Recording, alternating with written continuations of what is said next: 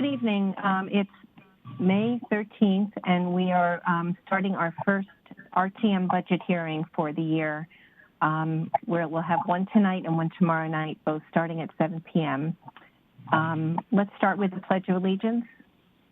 I pledge allegiance to the flag of the United States of America and to the republic for which it stands, one nation, under God, indivisible, with liberty and justice for all. Thank you. Betsy, will you be taking the roll today? I know it's not an official meeting. Okay, please do. Thank you. Steve Chessery. Mike Mahoney. Here. Veronica Monahan. Amy O'Shea. Bill Gerber. Karen McCormick. Here. Cindy Perham. I saw Cindy. Jeff Steele. Here. Alex Durrell. Here. Matt Jacobs. Here. Scott Nickel. Here. Sharon Pastilli. Yes. Laura Carson. Here. Alice Kelly.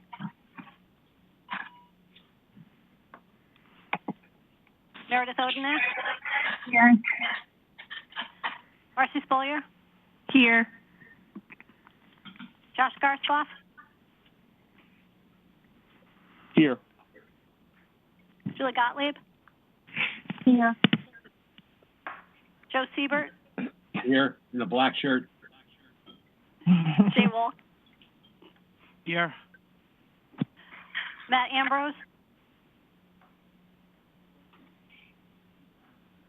Hannah Gale. Lisa Havey. Present. Tamisha Powell Dunmore. Lauren Bove. Here. Mark McDermott.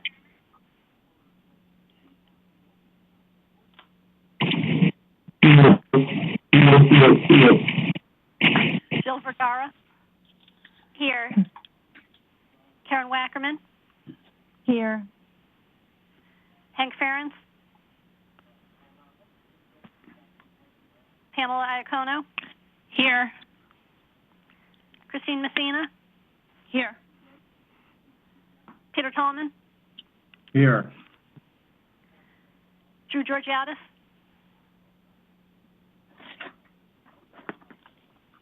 Rick Grauer.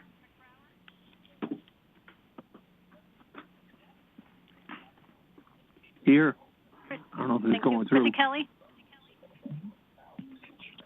Here. Here. Bill Perugini. Here. Here. Amy Ilianello. Here. Elizabeth Altabelli. Frank Patisse. Here. Marissa Ringel. Marissa Ringel here. Thank you.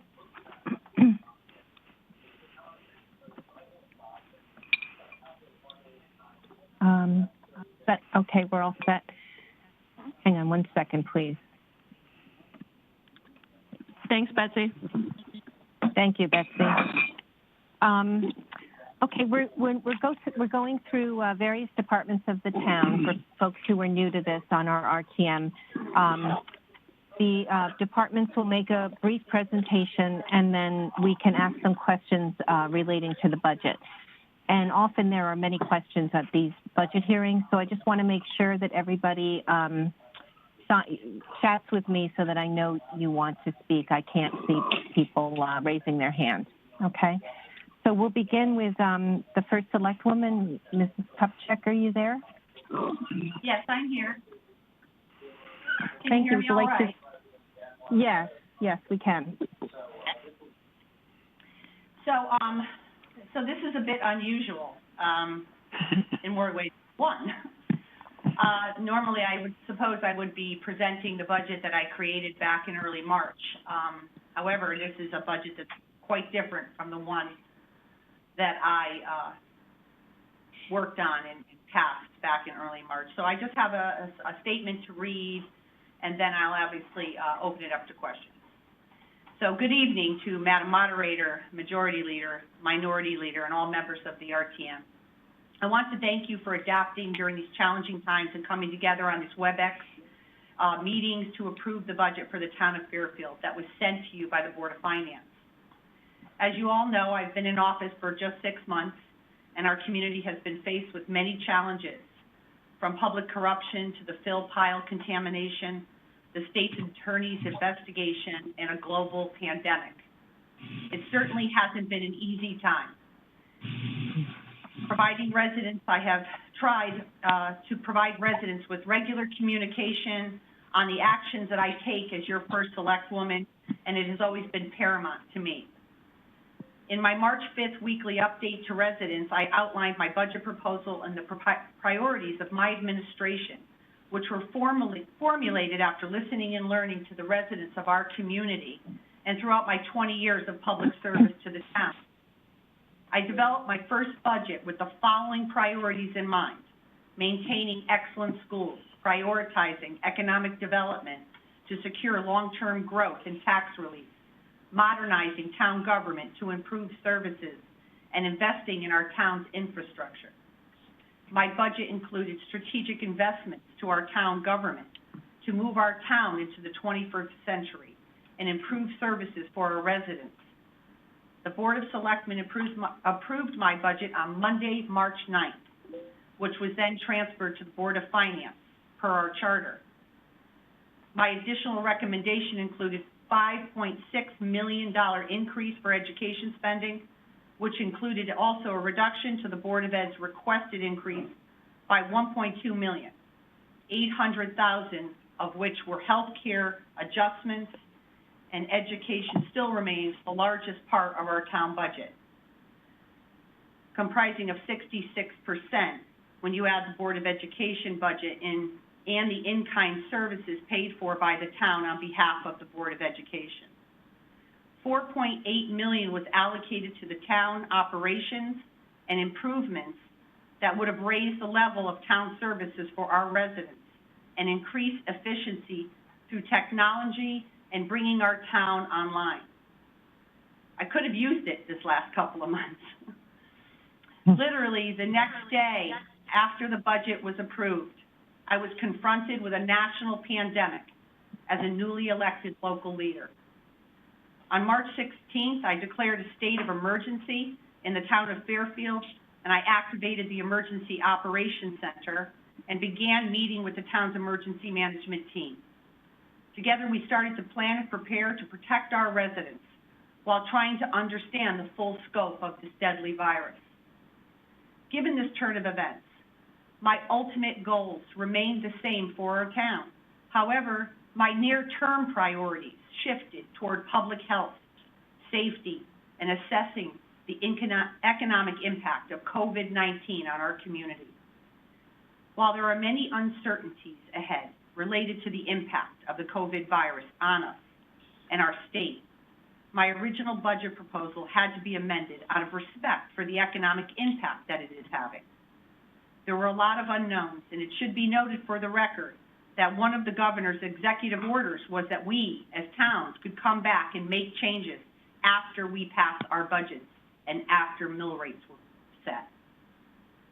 I made many recommendations to the Board of Finance with regard to making cuts and to get down to a very low rate, which I believe should have been a 0. The Board of Finance opted on Monday night to make cuts to the town budget, which is a total of $6.7 million, most of which was not shared with me prior to the meeting. $6.7 million is solely out of the town side of the budget, which is 34% of the total budget. This will, I believe, impact services to our community, and I will have to operate with the budget that is given to me. I will have to spend many, many nights and many days with my administration figuring out how we're going to operate our community with such severe cuts. I know that many residents are facing financial uncertainty because of job loss and business closing their doors. Our country, state, and town have an uncertain future, and my administration is planning for all possible scenarios. Our emergency management team is meeting regularly. We have been reopening our task force to focus on cutting through the red tape to help our business community in town. We're working with our COVID-19 emergency fund, which has raised over $90,000, which I'm very proud of. Fairfield is a resilient community that has rebounded from the market crash in 2008, Hurricane Sandy, and we will do so again together. I am very proud to lead my hometown. And as a community, we are blessed to have so many professionals working for our town. I have been overwhelmed by the generous response by our residents and so much appreciation for your input and your support. I want to thank our elected officials for your continued work during this time, and I hope that the RTM will not make any additional cuts to an already extraordinary cut to this town budget. I thank you for your time, and I open it up for questions. Madam Moderator. Thank you, Ms. First Select Woman. If anyone has a question or a comment, please message me in the chat room. Give that a minute or two. Representative Iacono. Thank you, Madam Moderator. Through you to the First Select Woman, Mrs. Kupchak, thank you very. Can you hear me? Sorry, I hate these things. Yes. Thank you very much for your opening statements, Mrs. Kupchak. I had a question. Is your finance team with us this evening as well? Yes, they are. Okay. Do you mind if Mrs. Gardner has information available about where we are right now with the mill rate tax increase? And I believe the night of the Board of Finance meeting, we were told it was around a 0.4. Is that number now available? Yes. Yes. And it's the tax increase as it stands after the Board of Finance action is 0.37% tax rate increase. I'm sorry, Mrs. Gardner, you cut out. You said 0.3. He said it's 0.37%. Okay, thank you. And may I ask a follow-up question to that? Would you be able to provide the number if this body so chose to take it to zero, how much would need to be reduced, the dollar amount that would need to be reduced to take it to zero? Yes, thank you, Mrs. Iacono. Actually, I would have hoped that the Board of Finance had taken my recommendation of moving the entire bonding, which was $2 million,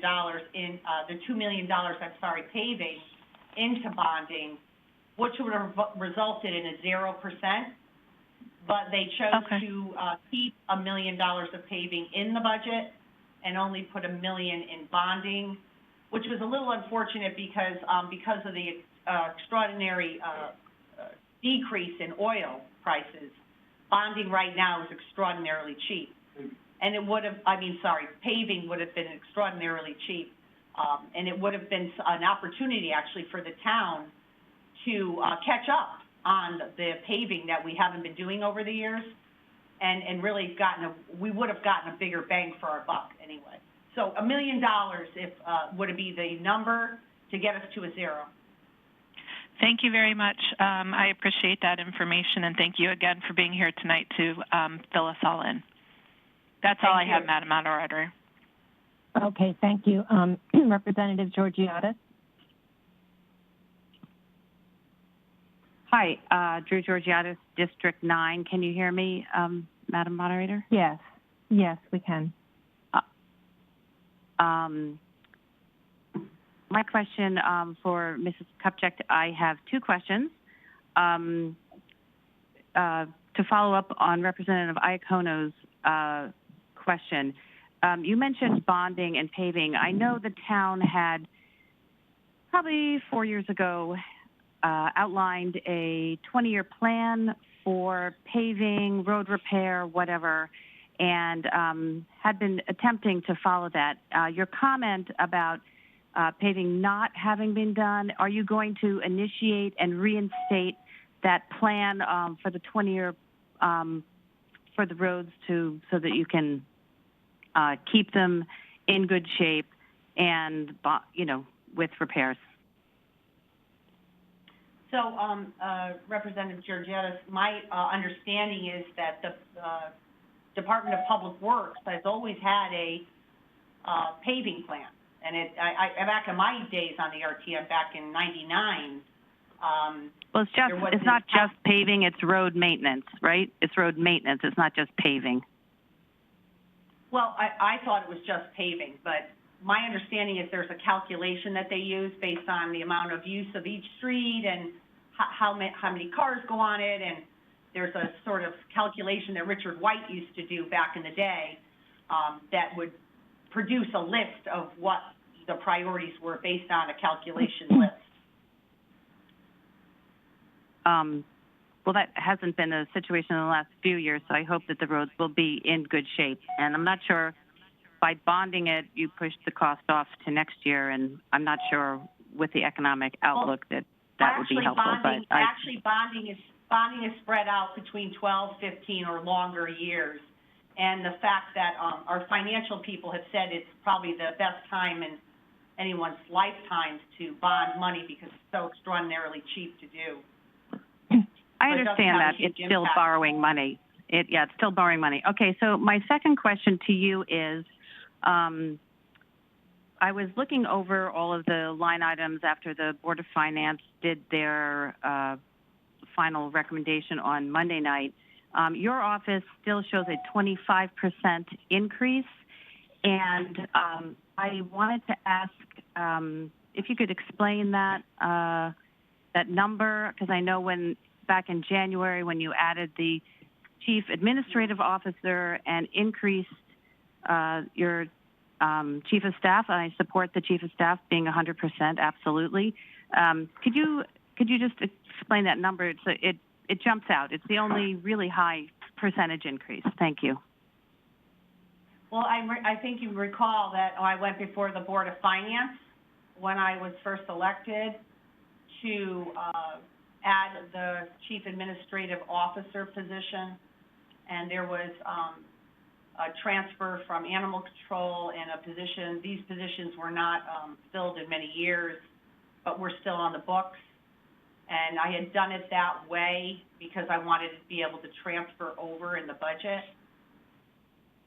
And Linda Gardner can speak more about technicalities about how we got rid of, there was 2 part-time people, and if you want to speak to how that works. If you would I wanted to just follow up on those positions have been left empty purposely to save money. I think for the possible transfer of the pension liability from the state to the town. So it was a cost-saving measure.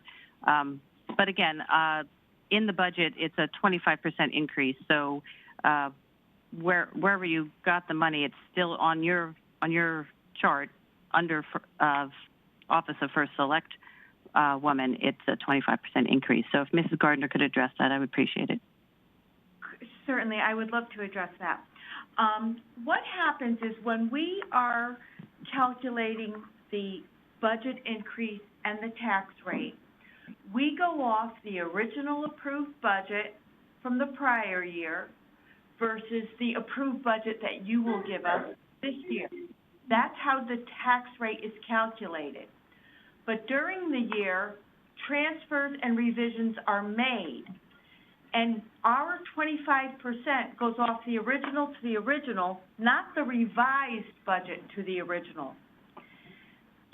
And what happened is, go ahead, I'm sorry, but at some point, the First Select Woman's office was increased, but we can't reflect that increase in the calculation of the tax rate. So thank you for your comment. But there's something else I'd like to explain. Oh, okay, go ahead. Okay, so it's not a true 25% if you go off revised budget. Secondly, we did have. Well, how much is it? If you three- don't go off the revised budget, how much is it then? It was, yeah, you could see it in units. She's gonna look it up. She's gonna look it up because I am speaking to you and we're gonna just look it up. Yeah, and the I other thing apologize. I'd like- I see Brenda, but I don't see you, so I can't tell when you're finished speaking, so I apologize. Great, and if I could comment on two other things, I don't want to get in the weeds, but the positions that we had been holding open for vacancy holds, that was a term that Mr. Basin liked, and we used it to generate a surplus, if you will. They were not the positions that were cut for Brenda's restructuring. Those positions were cut permanently out of the budget, but those aren't the ones. Brenda, in addition, cut a assistant animal control officer and an account clerk in library, not to be refilled. Those are off the books. They cannot be refilled without coming to you and asking for a new position, if you will. So, we're getting that. I was at that Board of Finance meeting, when the position and a half were added, and I remember distinctly the first selectwoman saying that it would be revisited. So,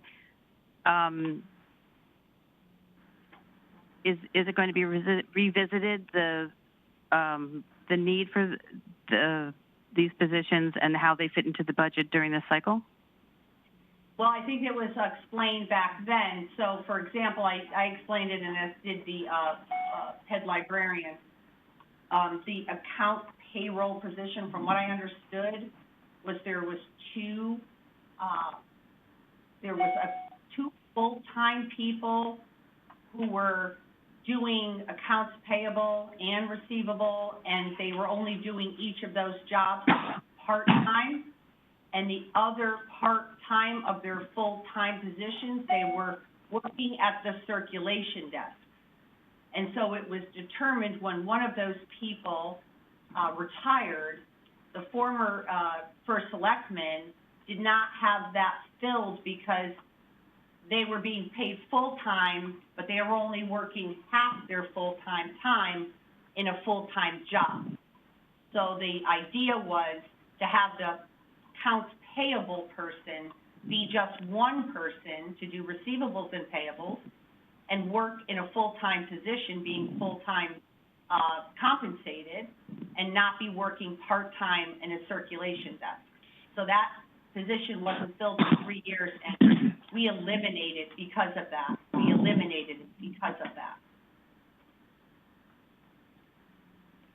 So when you revisit, so we were told when you added this position and a half that they would add value, and we would revisit that in the budget cycle to see if the chief administrative officer, for instance, I'm not talking about the positions that were eliminated to pay for these additional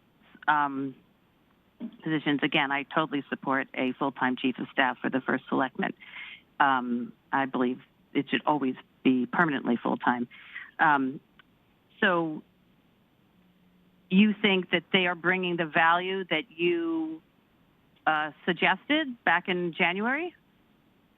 Absolutely.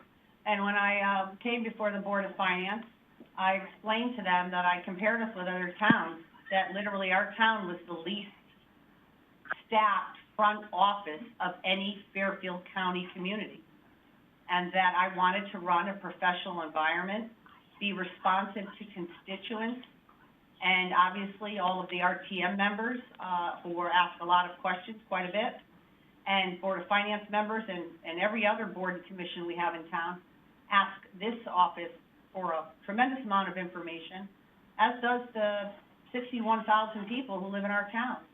And so I wanted to be able to be responsive to our constituents and make sure we were following up on everything that is supposed to be followed up on. And Jennifer Carpenter primarily serves as a liaison to our board and commissions, and provides agendas and backup and things of that nature. But yes, both positions have been extraordinarily helpful to me in being able to be in my communications to our community and working with our departments. And frankly, with this, the amount of cuts that were presented or were done by the Board of Finance, it is going to be even a bigger challenge to be able to figure out how I'm going to provide services to this community with a $7 million reduction in the budget. And I'm going to need these people even more than I was going to need them before. Okay, thank you, Mrs. First Selectman or Madam First Selectman. I look forward to getting the number. If it's not Actually, a true Linda has 25%. it. Go ahead, Linda. Yes, the increase from the 20 revised First Selectwoman's budget to the 21 Board of Finance recommended budget for the First Selectman is 0.76. It's not quite 1%. So it goes from 25% down to 0.76. Correct. Thank you. You're welcome. Thank you. Representative Pistilli?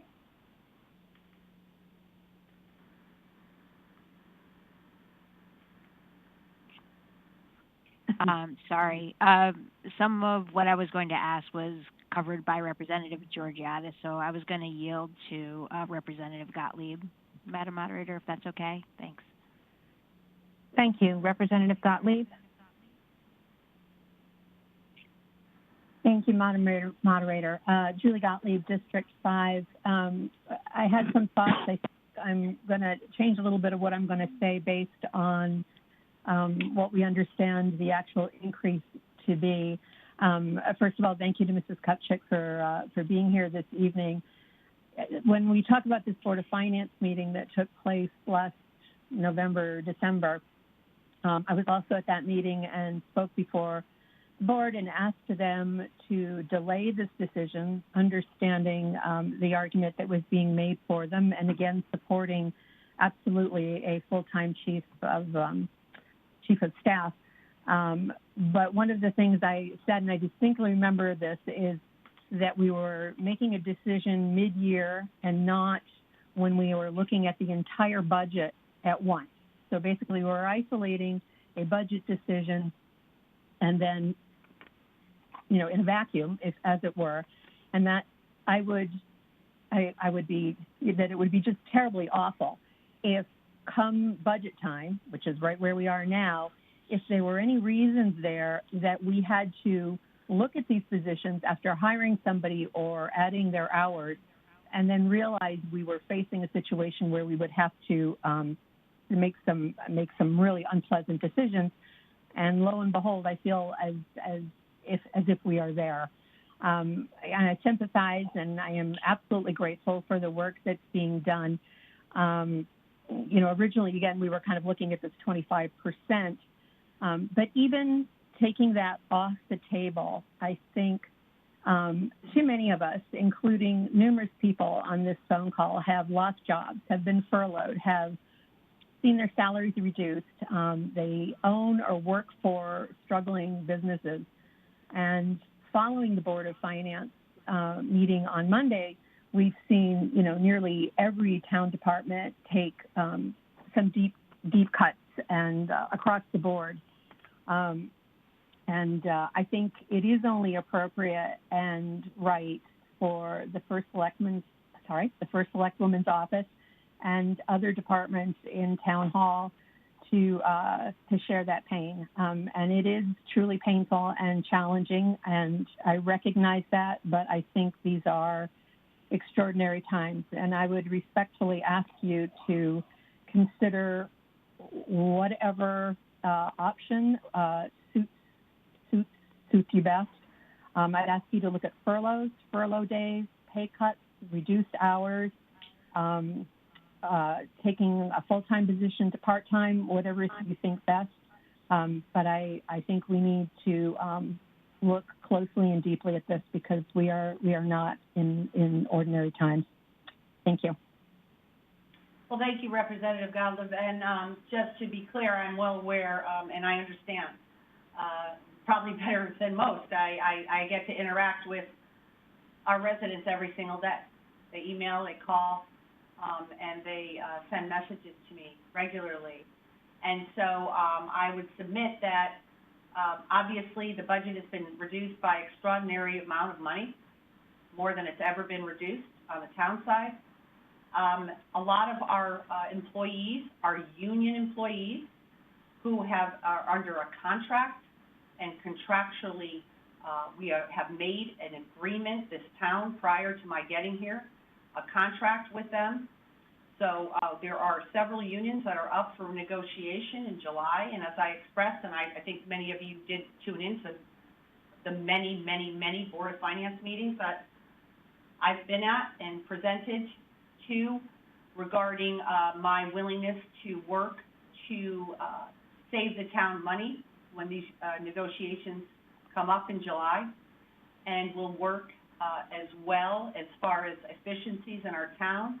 And I don't intend to be filling any of the vacant positions, the full-time positions, except for there are two positions that are have been open since I well, pretty much when I came here. So that would be the Department of Public Works Director, and then there's the Finance Director position. But there are many other, and I think your moderator did request a list of longstanding open positions throughout different departments that obviously I have no intention of filling, and we'll be working with what we have. But I don't have this isn't a business.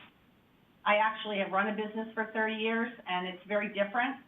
You can't just go into your employees and tell them they can take some days off or come work part-time when they have a contract. And frankly, our department heads have stepped up in a serious way during this COVID crisis, along with the emergency management team, to try to provide services for our community under a very challenging situation. So many of towns around us literally closed their town hall doors and sent everyone home and continued to pay them. But our town shut down for 3 days, and we worked really hard to then reopen so that we could provide services to this community despite a pandemic.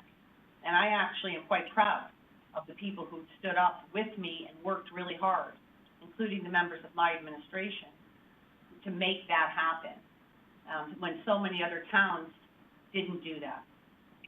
So I understand, I totally understand what you're saying, and I have full intention of making sure that we are being very efficient. And obviously, a $7 million cut is going to result in some very drastic changes in the services our town receives. And I would just say to you that any further reductions are going to be even further reducing the services to our community.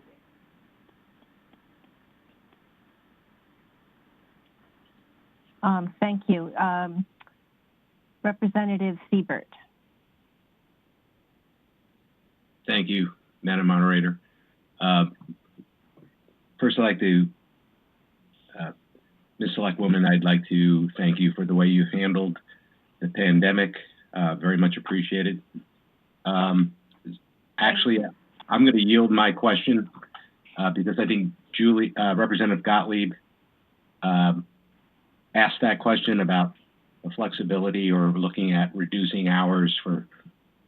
I realize you have union employees where it doesn't apply, but it looked at. I'm satisfied with your answer. It's a significant cut, and I would assume that looking at if you had the flexibility to reduce hours for non-union people, that probably wouldn't represent a big enough savings to even consider, even if it was doable. So I just thought I'd throw that out there. No, thank you, and I appreciate your kind words. And yes, you're right. We looked at that, but really the only non-union people, Joe, are our department heads who run the departments. Mm-hmm. But everyone else is unionized in our town government. Mm-hmm. So it's a little different than businesses. And I reached out to, I've spent quite a bit of time on MetroCog meetings, which are other towns that come together in our COG, and also outside of our COG, to talk about what they've been doing, because, it's helpful to reach out to other communities just to get an idea. And the majority of the communities did a multitude of things, like just, not to sort of toot our horn, but, we laid off 118 part-time people. I laid off 118 part-time people in March. And at that point, even in April, there was no other town that had even done that. So we were really, aggressively trying to save our town money. The part-time people obviously couldn't work at home, and I had to make a decision. I mean, they're paying people who aren't working at all, not even from home. Obviously, not fair to the taxpayers of our town, and they also would make a lot, they would be able to be compensated through unemployment and the federal kick, the $600 the feds were giving. So it saved our town money, and I think it was also beneficial to those employees. And it was very helpful to have our HR director working with me through that process. But again, it's department heads are the only ones who are not unionized. And frankly, they've all really stepped up to try to get our town to continue to move and provide services, building departments, DPW. I mean, there's towns who were giving their DPW, Trumbull, for example, we're having them rotate. So like half of the workforce was staying home a week, being paid, and then the other half was working, and they were doing this rotating thing. And I was asked to do that, but I didn't do that because I mean, obviously, the taxpayers pay my salary and every single person who works for our town. And so to me, if you're not working, then you shouldn't be getting paid. So everyone has been working, and we do make sure of that. Thank you. Thank you. Thank you. Representative Spolier?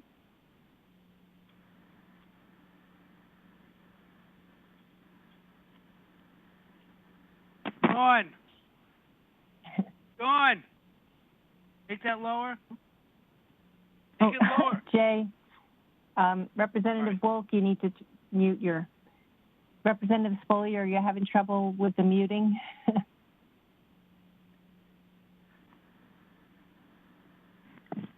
Maybe your phone is muted? Can you hear me now? Yes. Okay, Yeah. hi. Marcy Spolier. Thank you. I just want to say, again, thanks for your response with the whole COVID epidemic.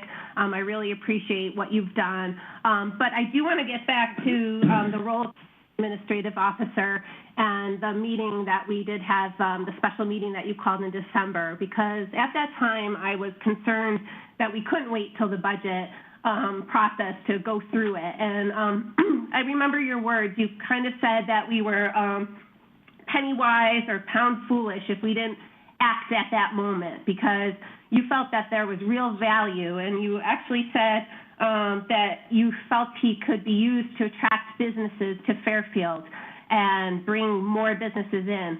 And so I would just like to know if any businesses have actually been brought in or any actual assets. I know it was a short time, and I know you were dealing with the fill pile, which I also, I believe was the reason you brought him on, so that he could focus on things and you could focus on the fill pile. So I didn't know if you were able to dedicate enough time to the fill pile because of him, and if you were able to bring in more assets because of the new role.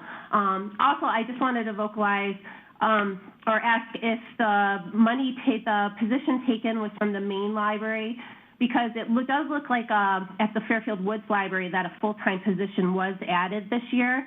So the overall positions of both libraries, actually full-time positions, are actually not changed from last year's budget. I know there are different budgets in our budget book, but overall, it does look like Fairfield Woods added a position while the main branch took one away. And I'm also concerned with that the Board of Finance made, because they did cut library positions at both libraries, $100,000 at the main branch, which is equivalent to the increase overall, the budget from 2020 to 21. Thank you.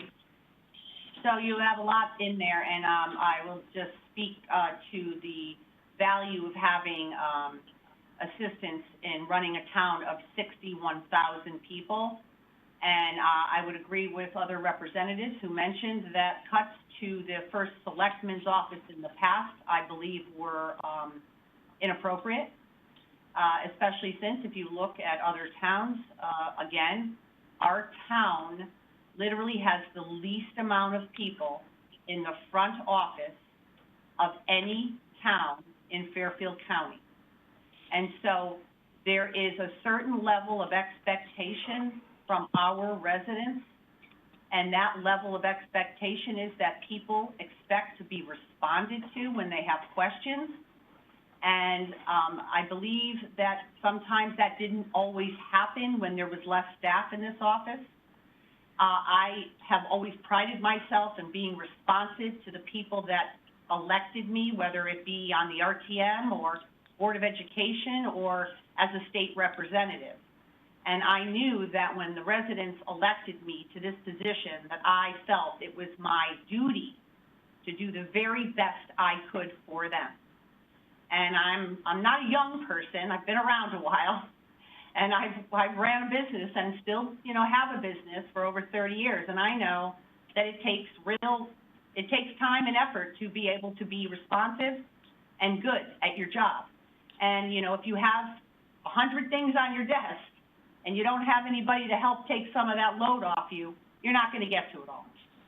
And so I wanted to be that kind of person. I wanted to have our town be able to have someone they knew that they could rely on and that would respond to them. And so I felt it was vitally important. I've been in public service a long time, and I know how important that is to the public. And so it has been extraordinarily valuable to me to have Mr. Bremer as my CAO and to have Jackie Bertolone as my chief of staff, who assist me every single day in the mountain of work and emails and phone calls and meetings. And even more so, my God, had I ever even known that this was happening.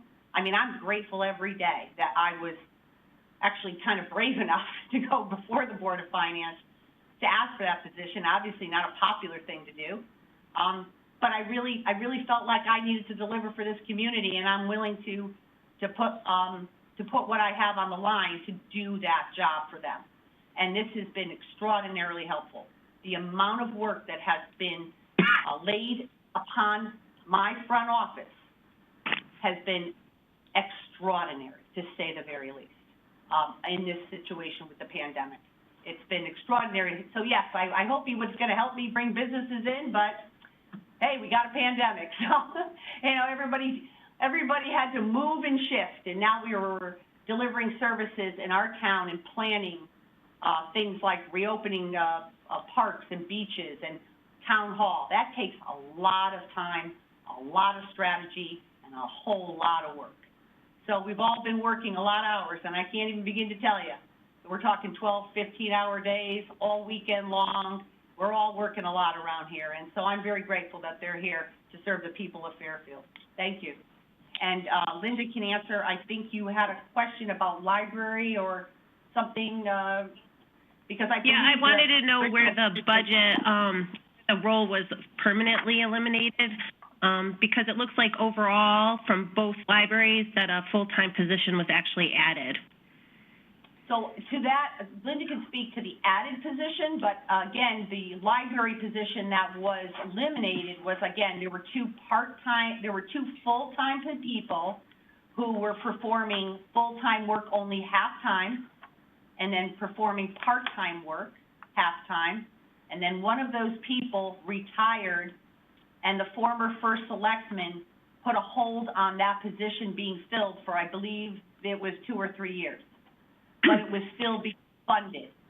So what happened was we eliminated that full-time position and allowed that full-time person who was only doing part-time full-time work to do full-time work the whole time. So there really wasn't an elimination, and Linda can speak about the Fairfield Woods. I'm not sure about that. If you have it available, page 240 in your budget book has the personnel summary for the main library, full-time people. And if you look at just the total, under the FY20 approved, there were 22 full-time people. In 21, that number drops to 20. So that's a reduction of 2 people. One that was a true reduction to restructure the first select woman's office, and one of those people were transferred to Fairfield Woods. And likewise, on page 243, you are going to see the full-time increase by 1 in Fairfield Woods.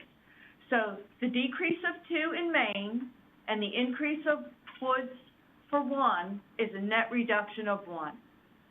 Thank you. You're welcome. I'm actually going to insert myself with a couple questions. Mrs. Kupchik, I know when you had that special Board of Finance meeting where the positions were approved, the details of what the job descriptions were a little unclear, or they might have been delivered to the Board of Finance that evening, I don't know. And the standards for performance, I don't think, had really been established. My personal experience with Jackie has been that she's very good with communications, and she's a great facilitator for things I've asked her for. And I agree with somebody else who said that I think Representative Georgiades said that makes sense that that's always a full-time position.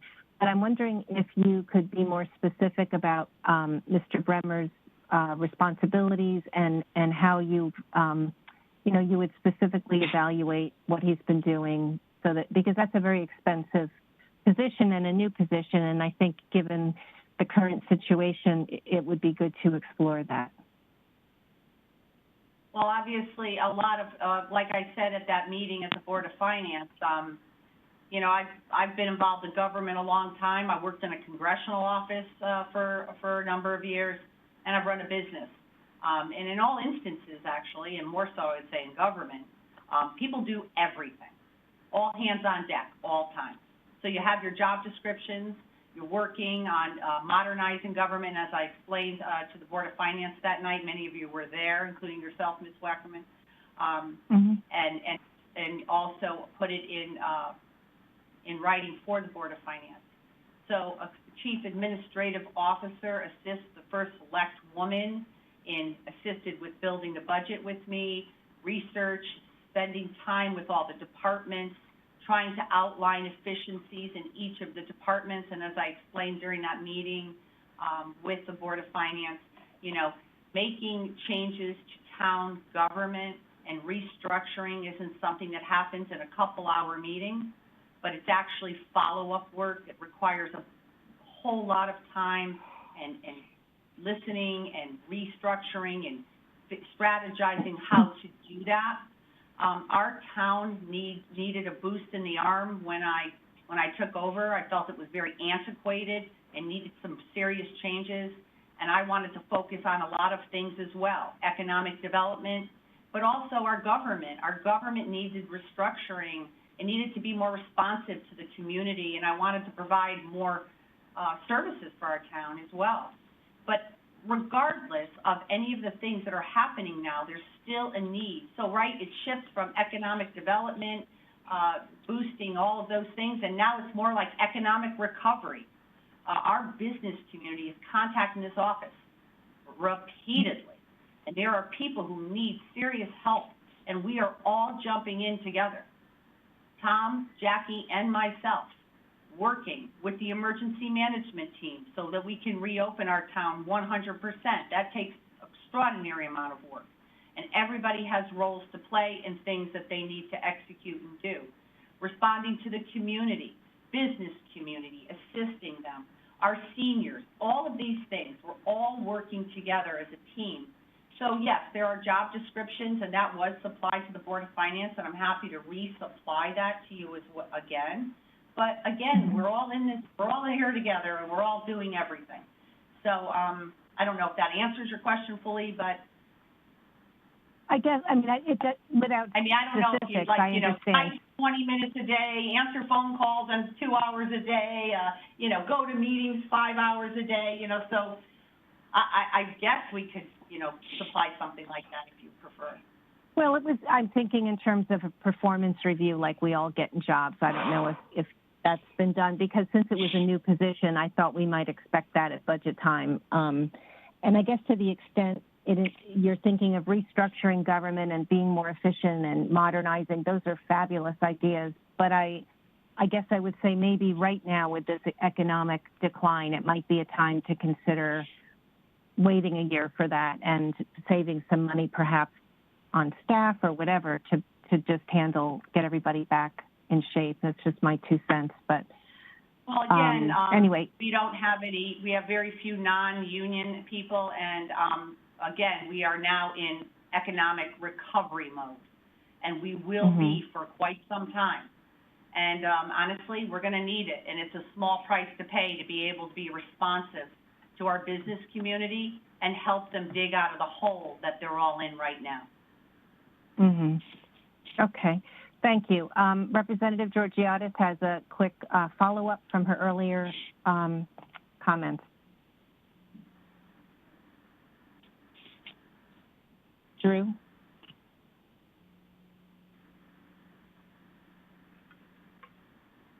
Hard work you've been doing. Can you hear me? We didn't hear the beginning. Oh. Now we can hear you. Can you hear me now? Yes. Can you hear me now? Yes? Yes. Yes. Okay. I'd like to acknowledge Ms. Kupchak's hard work, all of the fantastic communication that she's been doing throughout since everything shut down, and I absolutely appreciate all the people in Town Hall who have been working so tremendously hard. But I'd also like to say that even those union members have been working incredibly hard. The teachers, I haven't heard them mentioned, but they are learning to teach in a whole different way and how to reach their students, help their students succeed. The same with our first responders, the firemen, the policemen.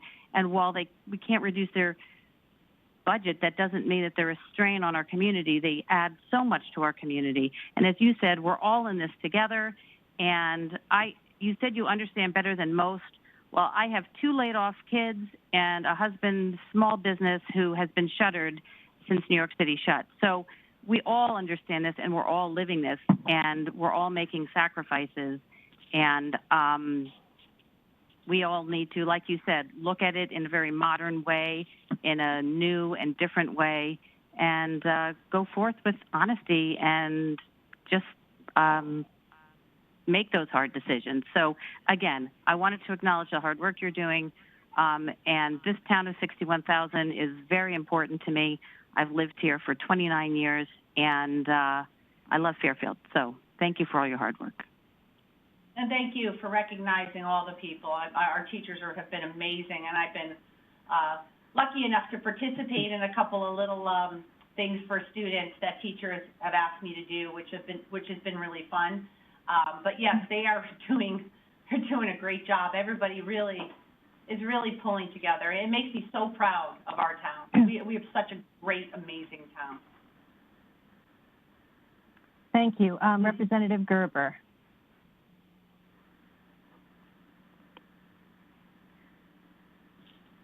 I think you're on mute. There you go. Hello? Yes, we hear you. Oh, you can hear me. Okay, thanks. First Selectwoman Kupchak, thank you for your strong leadership during this crisis. I have a couple of questions. One is on economic development. Actually, one is on paving, and one is just a general point about future years' budgets. The one on economic development, I think I probably know the answer, but I just want to ask. A big federal theme has been, because of this pandemic, we expect companies to start looking back at the U.S. to reestablish, parts of the supply chain and, things that were overseas. Maybe even some companies that have repaid, have gone overseas for their headquarters that now are not eligible for stimulus, may reconsider and come back. And I'm just curious whether whether the governor has contacted you, or whether there's sort of any groups of towns that are sort of discussing this, and how, if it's sort of an if-then question, like if people are discussing this, would that impact your desire to sort of rebuild or build up your economic development office and sort of think forward over the next 3 or 4 years, whether Fairfield could capture any of that? Oh, God, yes, Bill. I mean, that was such a big focus of mine, before all this hit. I had put in for the economic development ad for the department. I really wanted to highlight that department in a big way. I wanted to, kind of be the business first select woman who was going to really champion our business community and grow our grand list. And, obviously I had no idea this was going to happen, but I am dedicated and ready to stand to help. And the Board of Finance cut that position to add, and I thought the position actually would have been helpful. But I feel like my administration, my CAO, and my chief of staff and I can do this work. We can sit down with these businesses, and we can work with our economic development department and really make sure that we're there for our business community, as we have been right now, working on this business reopening with the governor in the phase 1, which is very complicated because a lot of the stuff that the governor sends in the executive orders aren't always very clear, or maybe they don't suit our community exactly the way that we need it to. So we've been extraordinarily detailed in sitting down and reviewing these executive orders and then working directly through conference calls with our business community to make sure that we're there for them, that we can do some changes like with our zoning and all of these things to make sure, for example, the outdoor dining, that we can help them expand their footprint so they can have that opportunity to have that outdoor dining so they can stay alive, and working with our retail businesses to make sure that whatever they need to comply with the phase 1 regulations in a COVID world, that we're there to assist them each step of the way so they can hang on and stay alive. And hopefully once this COVID thing, moves past, God willing, it's soon. Probably not going to be that soon, but I'm praying. Yes, I'm ready to go. I want to build up our town. I want us to. I mean, the Metro Center development was passed by the Planning and Zoning on a WebEx meeting. I mean, I was really looking forward to, working there to expand some businesses in that area, to regenerate that whole area from Grasmere all the way down to Commerce, to make that sort of a corridor part of the Post Road with the lanterns like we have downtown and the flags, so it was more of a walkable and people would be interested, and it would be just really like vibrant in that area. So it would just bring so much like attention, and people would be excited and want to put a business in and add more restaurants and more businesses there. But, I'm still excited about it, even though it's going to be a little ways away, I think. Yeah, okay, so there's no, sort of proactive statewide discussions now about actually reaching out to companies with overseas offices, operations, and bringing them to Connecticut. It's still too early for that, you think? I don't know. It's actually a really good question, and one that I think I could have Mr. Bremer follow up with the governor's office on. That's a good one. You probably want to get in front. I don't know. I mean, we may not have manufacturing space in Fairfield, but maybe in terms of headquarters we have manufacturers, but right. No, I think it's a really smart idea. And that sort of makes me wonder whether it was a bad idea to cut that economic development, because it seems like there's an opportunity that a unique opportunity that may be sort of a once in a lifetime sort of, for the next 3 or 4 years to actually be really proactive about that, but it probably has to be done statewide with tax incentives and things like that. But the other question we can do things here too, though, Bill. We can do things as a town, and listen, I was not happy about the position being cut. I thought that was a valuable revenue generating position, the economic person. But it's okay. I think my office can do this with our we can backfill it with the people in my front office. I mean, I think it's vitally important, and I agree with you 100%. Thank Thank you. The other question I have is about paving. It looks like the budget was $2 million, but is that sort of what we're on track to hit for $2 million of paving in 2020?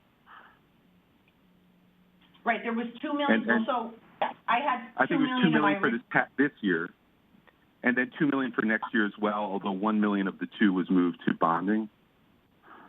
Correct. So I had $2 million in my original budget, and then I had a COVID document that was sort of a adjustment that I gave to the Board of Finance, and then I also had additional conversations with them that even wanted to adjust further. However, I wanted the $2 million in bond paving to go into bonding to reduce the tax burden on our citizens. But yeah, it's $2 million overall, $2 million total. $2 million, and sort of this, we're still, because there's a lot of discussion about paving in the past, and it moving around a lot, but essentially, this is a run rate that DPW, in terms of the amount of roads, it's consistent, and the variable is really, the major variable is asphalt cost, right? But so would you expect, like, going forward to like $2 million per year?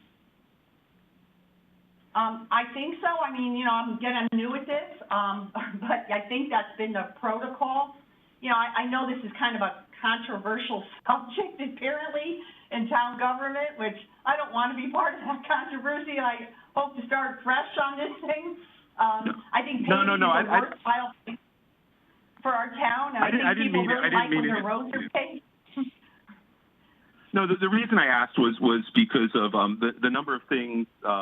It's sort of been described as like things that may cliff in the future. So we've got like OPEB and you've got paving, things that were, you know, either underfunded this year or moved into bonding this year. It's my understanding in the past there was a real aversion, like a real desire to get paving out of bonding, and this is, I assume, is a one-off because of the COVID, and that there's no intention, unless next year is like this year, that we will probably never put paving into bonding again. Is that right? Yeah, that's my understanding, Bill. I obviously wasn't involved in town government, last year, but I know that apparently that was a point of contention between the boards really never wanting to do that. Although some towns do it, I guess our town boards didn't like it. So I would assume that we wouldn't be including it in bonding ever again. So I was wondering whether, as part of the budget process this year, just to make things easier for you in the future, can we make it very clear, maybe on a spreadsheet, that's on your webpage, that all of the things that are one-offs, and you're just looking at the, at a high level, you've got OPEB, you've got paving, you've got bond redemption, we have the Board of Ed carryover.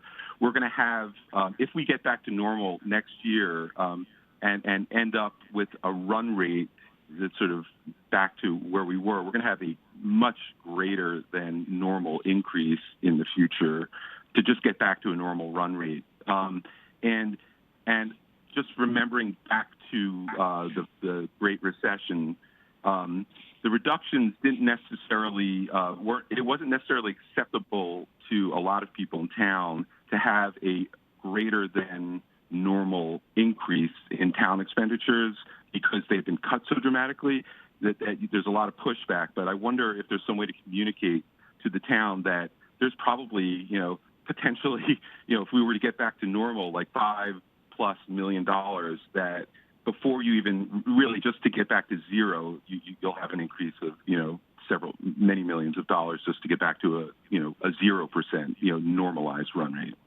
And if there's some way to communicate that in advance so that we don't have to deal with the anger in the future. You know what I mean? No, I get it. I hear you. So if we have $2 million, yeah. That was discussed a lot at the Board of Finance, obviously, these cliffs and changes. I mean, listen, we're in a very difficult time right now. This is like nothing anybody's ever seen. And we're not unusual, Bill, in this regard. I talked to so many other area leaders in Fairfield County, and, I mean, they used a mixed bag of things. The majority of them bonded stuff, bonded paving or other capital things that they had in their budgets to take the relief, off their taxpayers who are having a tough time right now. A lot of them told me they were using their rainy day funds because they felt this was the most extraordinary monsoon season of their lifetimes, but our Board of Finance chose not to do that. And, you know, as you know, the fund balance is something that our taxpayers have been paying into for a number of years. Instead of enjoying a lower tax increase every year, that money's been put in there, and, you know, now this is a really difficult time. So, yeah, I think the Board of Finance outlined that during their meetings about why they were doing certain things, about the bonding and how OPEP and what you're saying. But I don't believe, hopefully, we will not be in a situation, and yeah, we're going to have to fix these things, right? We're going to have to pay the piper at some point. Right. So, yes, taxes will not remain, you know, very low unless some real structural changes are made to our town. And I intend to work very hard over the next year under this budget to make sure that we do have structural changes and we can save some money and come out of this, hopefully, with more efficiencies than we had before. Thank you. Thank you. Representative Pastilli? Hi, Sharon Pastilli, District 3. First of all, to First Selectwoman Kupchik, thank you so much for your service to our town. I'm sure this is not the initial few months that you had envisioned in starting your new job, so thanks for everything you're doing to keep us safe. I had a few questions. For one thing, I wanted to ask the body, Madam Moderator, through you, I was hoping to ask the body if people would be willing to raise their hands if they have felt a financial impact at their job, either through them or a family member either losing a job or being furloughed or having a pay cut. If you have, could you please raise your hands? And for the people on the phone, I see 1, 2, 3, 4, 5, 6, 7, 8. I see, for the people on the phone, I have 9 people who have raised their hands. I didn't count myself, 10. So you get the idea. 11. Mm-hmm.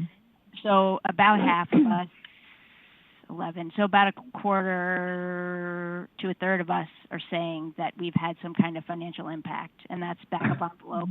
So I'm sorry for those of you on the phone. Yeah, we're able to, it's probably more. I'm sorry, I can't count very well in our Brady Bunch setting here on WebEx. Okay, so for the record, probably about 40% of us at least are saying they've had some kind of a financial impact. I would, Madam Moderator, through you to the First Selectwoman, I would ask if you could please provide us a detailed job description of the Chief Administrative Officer as that job has shaped up over the last few months. I have the original job description that was included on the December Board of Finance meeting, and the responsibilities are kind of broad brush. And so it would be very helpful to be specific. And I work in compensation, and typically what we do is list the most important responsibilities of the job and the percentage of time spent on each, and then, the experience that the person would need to have in order to be able to fill the role. My next question is, what has been done in order to be able to recruit a new CFO, because that position is still vacant, and it seems like, it's been a difficult time. I'm sure, Caitlin's done a great job stepping up, but are we replacing that role? Are those your 2 questions? Oh, well, the first one, the first one was, could we please have a job description, which we've already Yes, I have. discussed. So I answered that to the moderator. I gave my description, and if you would like something more in writing, I'm happy to supply that to the body. And yeah, in writing. In writing would be great. The CFO. What was the other one? Other question? Oh, CFO. Yes, absolutely. Yeah. Okay, great. And then the next one is, are we aware of a survey of municipalities that's asking them what they're doing in terms of non-union employee pay in general? And have you gotten a sense from other neighboring municipalities if there's been any pay action in terms of furloughs or base salary reductions or things of that nature?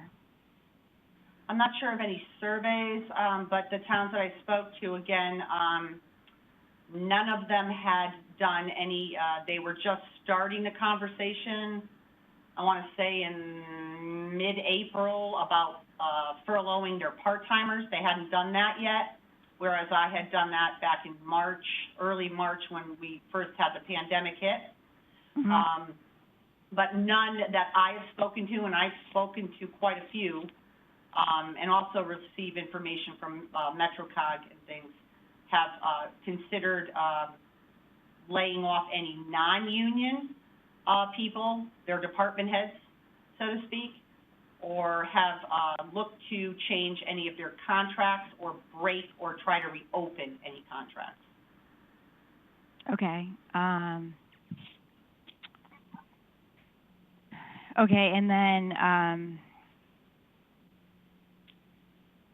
so I guess my other question too is, if we're all in this together and if, we're coming to a point where in July we're going to be, start to talk with our unions, what have you considered for cost-saving measures for our non-union employees? Can you be more specific? Have you considered base salary reductions or furloughs in order to be able to reduce our costs for non-union positions, since that seems to be, a pretty prevalent practice going on right now because of the pandemic? So rather than laying people off, reducing our overhead until we're able to recover. Well, again, this is a government, this isn't a business. So, for example, the department heads who have actually gone above and beyond their normal activities, working to be able to deliver the same services that our community expects under a pandemic, has been extraordinarily challenging, and no other towns that I've spoken to, and I speak to them regularly, are reducing the pay of their department heads. They're not doing that. It's sort of not a very, to have people working almost double the time they were working before and then ask them to take a reduction. If you can find any towns that are doing that, I'd be interested in hearing about it. Again, we will be working with the unions. We have contracts that are coming up for negotiation, and I intend to work very hard to make sure that they reflect the situation that we're in as I work with our HR director to negotiate those. And so in your view,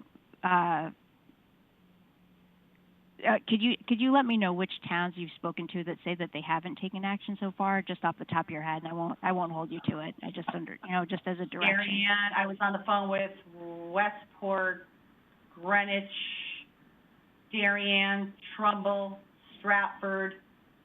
I believe Milford, I spoke to them. Who else? There was someone else on it. I think Monroe. Okay. Okay, thank you very much. Thank you. Representative Vergara.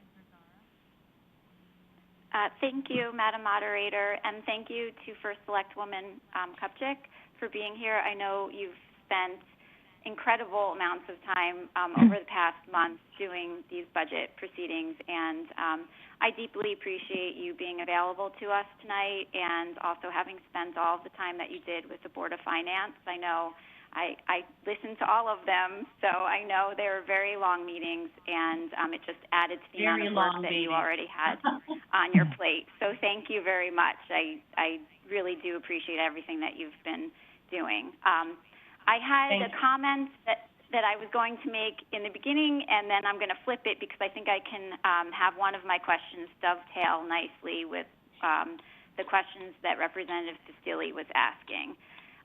So this question relates to the COVID savings that the town has realized in this fiscal year.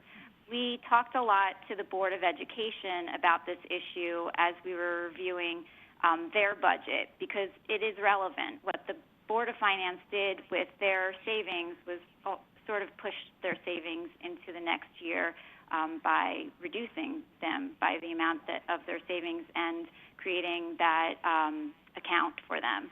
So I was very impressed with the spreadsheet that the Board of Education came up with. It was very extensive, and I applaud them for doing such a thorough job and a thorough accounting of all of their savings. I was disappointed that the town couldn't come up with something similar. We've been asking for over a month, and what I have now is an email from Ms. Bossi from April 27th, and it's a listing of savings from our furloughed part-time workers, and that is the only accounting that I have found of any of our town savings from COVID. Is that correct still? Well, I guess so. I mean, Jill, it's very different. The education, the schools, you're talking 11 elementary schools, 3 middle schools, 2 high schools, all not open. So that's a whole different ballgame, and they are 66% roughly of the budget. The town side is much smaller, and we have the first responders, which actually our costs have increased. We didn't shut our town hall is open. We are providing services. I understand that, and you did produce a very, very substantial expense. Our police and firemen are out, doing their jobs, so it's a little different. I know that we're all, including the Board of Ed, going to be applying for relief. We're all keeping our expenses. They are as well. The town, I was kind of surprised actually that the Board of Finance didn't sort of look at the town the same way they did at the Board of Ed. That we've actually had to spend more for COVID related because of this situation, building special boxes and having all these different things that we've had to do to deliver services in this different way. The amount of cleaning this building has to get just for us to be in here, for the public to be able to come in and that kind of stuff. So there's been actually additional expenses, and they were actually asking the Board of Ed about those additional expenses they had to pay for getting maybe computers for the kids who were distant learning or different things like that, but they never asked about the town's extra added expenses to deal with COVID.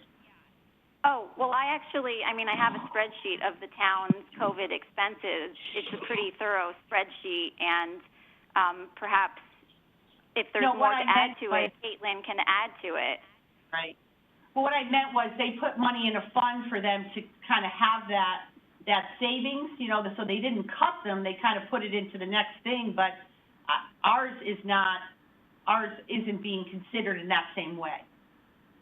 I would suggest, they made it very clear. It was a very clear tabled approach to what expenses they were anticipating, and I haven't seen anything like that from the town. Maybe if that had been offered up from the town, it would have been a way to get it into the budget.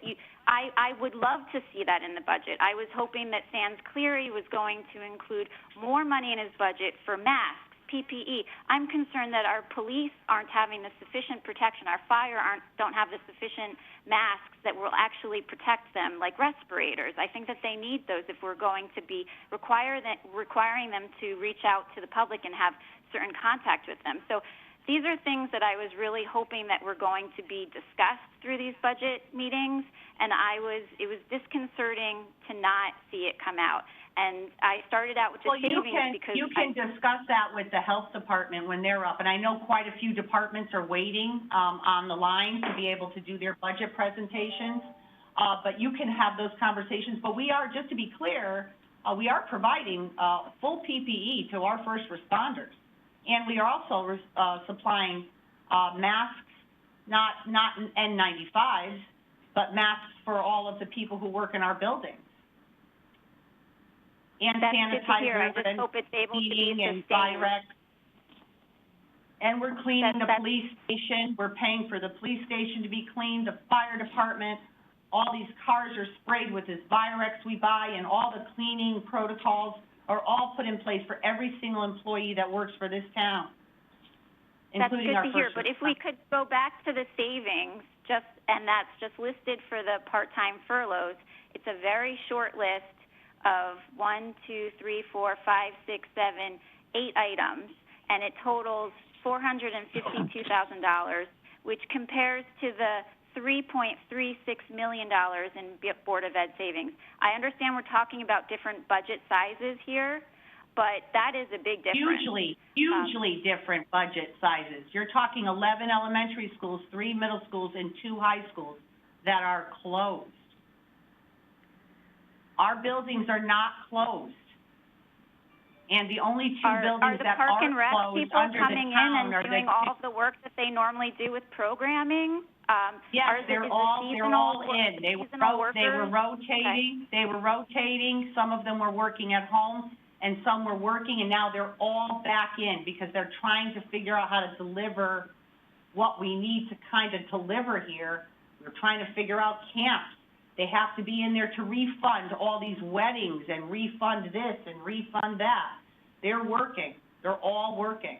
And doing the beach stickers has been a tremendous amount of work because I pushed it up from Memorial Day to May 1st and only residents only. So the people were rushed to get their beach stickers, and they wanted them, like right away. Believe me, they let me know about it. So yes, the only 2 buildings that are shut down in town government are our libraries. All the other buildings, Old Town Hall, fire stations, police stations, Park and Rec, everything is open.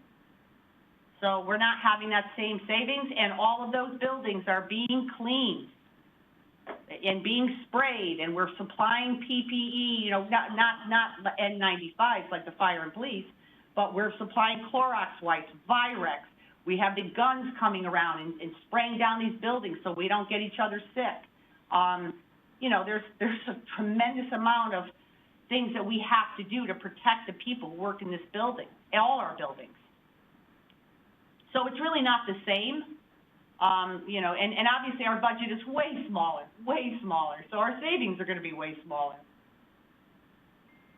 Okay, well, it would be good to see it in a real spreadsheet of all of the savings that we've realized for this fiscal year. And we have been asking for it for a while. My other comment was that you said that you've been responsive to the constituents, and I think that that's great. But one thing I was disappointed in is that you weren't able to be very responsive to the economic circumstances that we were experiencing. It seemed to be a very, very long and slow pivot from your original budget to where you were able to get last Thursday in recommending adjustments for the Board of Finance. And even with those recommended adjustments, you were still asking for a 3.03 increase for our taxpayers and offering only $1.3 million in adjustments. Representative Vergara, that is not accurate. That's the spreadsheet that I have of the recommended adjustments from last Thursday. Not everything is in a spreadsheet. Not everything is in a spreadsheet, and I offered a 1.16 in writing to the Board of Finance in COVID-related reductions. I additionally suggested in that document that they could bring it down even further and showed them how they could bring it down with either using partial fund balance or additional cuts. And listen, I have a lot of phone conversations, and not everything is done in a spreadsheet. It was only $500,000 in actual cuts. Everything else was sinking holes in our OPEB and bonding paving, bonding almost everything in DPW. So I want to also applaud the Board of Finance for doing a lot of heavy lifting in getting us to where the taxpayers need to be. A lot of us in this community are hurting right now, and I don't want the tax increase to be too difficult for people struggling right now. I think that was one of the biggest focuses. 100%. And the Board of Finance used OPEB, and they used bonding, and they used things that I recommended, so those are the same things. I do think they should have used some of the fund balance because it is a rainy day fund. And our residents have been paying into that fund for a very long time. And yes, we could have been at a zero. If we simply moved $1 million of paving into bonding, which, by the way, our financial people who we pay very good money to recommended it and said that you spread it out over many years, the impact, the interest rate is extraordinarily low. We could be at a zero right now, a zero.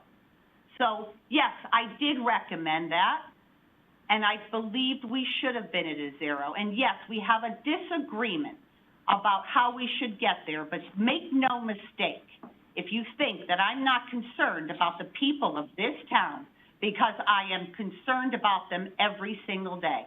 And I ran for this office because I care deeply about this community and doing this job. So I am insulted by that comment, and I think it is inappropriate. I never told you that you didn't care about the people in this town. I said that I cared about making sure that our taxpayers weren't overburdened. And the offerings that you made during the budget season, Yes, go Brenda. up until last Thursday, was a 3.03 increase on them, which amounted to $29 less in taxes than a budget you had offered. She's not saying it. That a budget that you had offered in reduction sheet, Mrs. Bagara? Listen, I don't think this is productive. And if you're trying to make an assumption that I don't care about the taxpayers of this town, that is your opinion. So you can say that if you'd like, and I will respectfully disagree. So if this is going to be a political evening where we're just going to attack the first select woman because she just, didn't do exactly what you wanted on the finance side, that's fine. But we do have, 10 departments waiting on this line to have a conversation with you, and they've worked all day, and I'm sure they'd like to have that.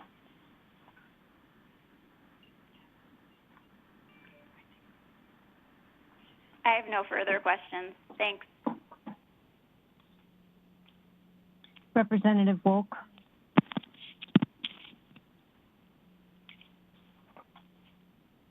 Hi. Through you, Madam Moderator, to our first select woman, Brenda, my friend. So I just want you to know, Brenda, that I've known you long enough not to get it. I didn't get that from Jill that she was saying that to you, but just to let you know that knowing you as long as I've known you, you do care, and you've done a lot for this community, and there's nobody doubting that. But I'll make it quick because you pretty much touched on to what I was going to ask you. One of the things was you were for this using the rainy day fund. This is the time to use it, in my opinion. I just can't believe that the Board of Finance, I don't know why they thought they don't have to use this money, but this is the time, in my opinion, to use it. It would definitely help out. Especially with bonding. I'm for the bonding for the $1 million. You want to bond $1 million bonding for paving. That's okay by me. But then you can use the rainy day fund, I guess, to do the rest of the paving. Nobody says you have to do all the paving at once. You can do, like you said, paving could be spread out, and that would be fine. So anyway, I just want to thank you very, very much for everything that you've been doing, and I wish the Board of Finance used some of the rainy day fund. All right, thank you very much. Thank you, Mr. Walk, Representative Walk. Thank you, Representative Walk. I do think the fund balance is also a function of, it helps the bond rating to have a certain fund balance. I know that's part of what's in play, but I hear you. Is there anyone else with questions? I don't have anybody on our list, and we might even be able to move to the next department. I think not. Thank you, Representative Madam Moderator. Thank you, Madam Moderator. I appreciate the time and the opportunity to address you, and I would just like to say that I am here and available, and I have said this probably till my throat is sore. I'm here and I'm available to speak to anyone, anytime, ever. Any of you have any questions for me directly, I'm more than happy to take your calls. I'm willing to listen and answer any questions that you have. I have said this repeatedly over this budget process, that we are a team, all of us. We are in this together, and now more than ever, in this most serious situation, when people are really having a difficult time, they're relying on us to work together as Fairfielders. And I know sometimes people want to be political. I get it, but I think we need to not do that.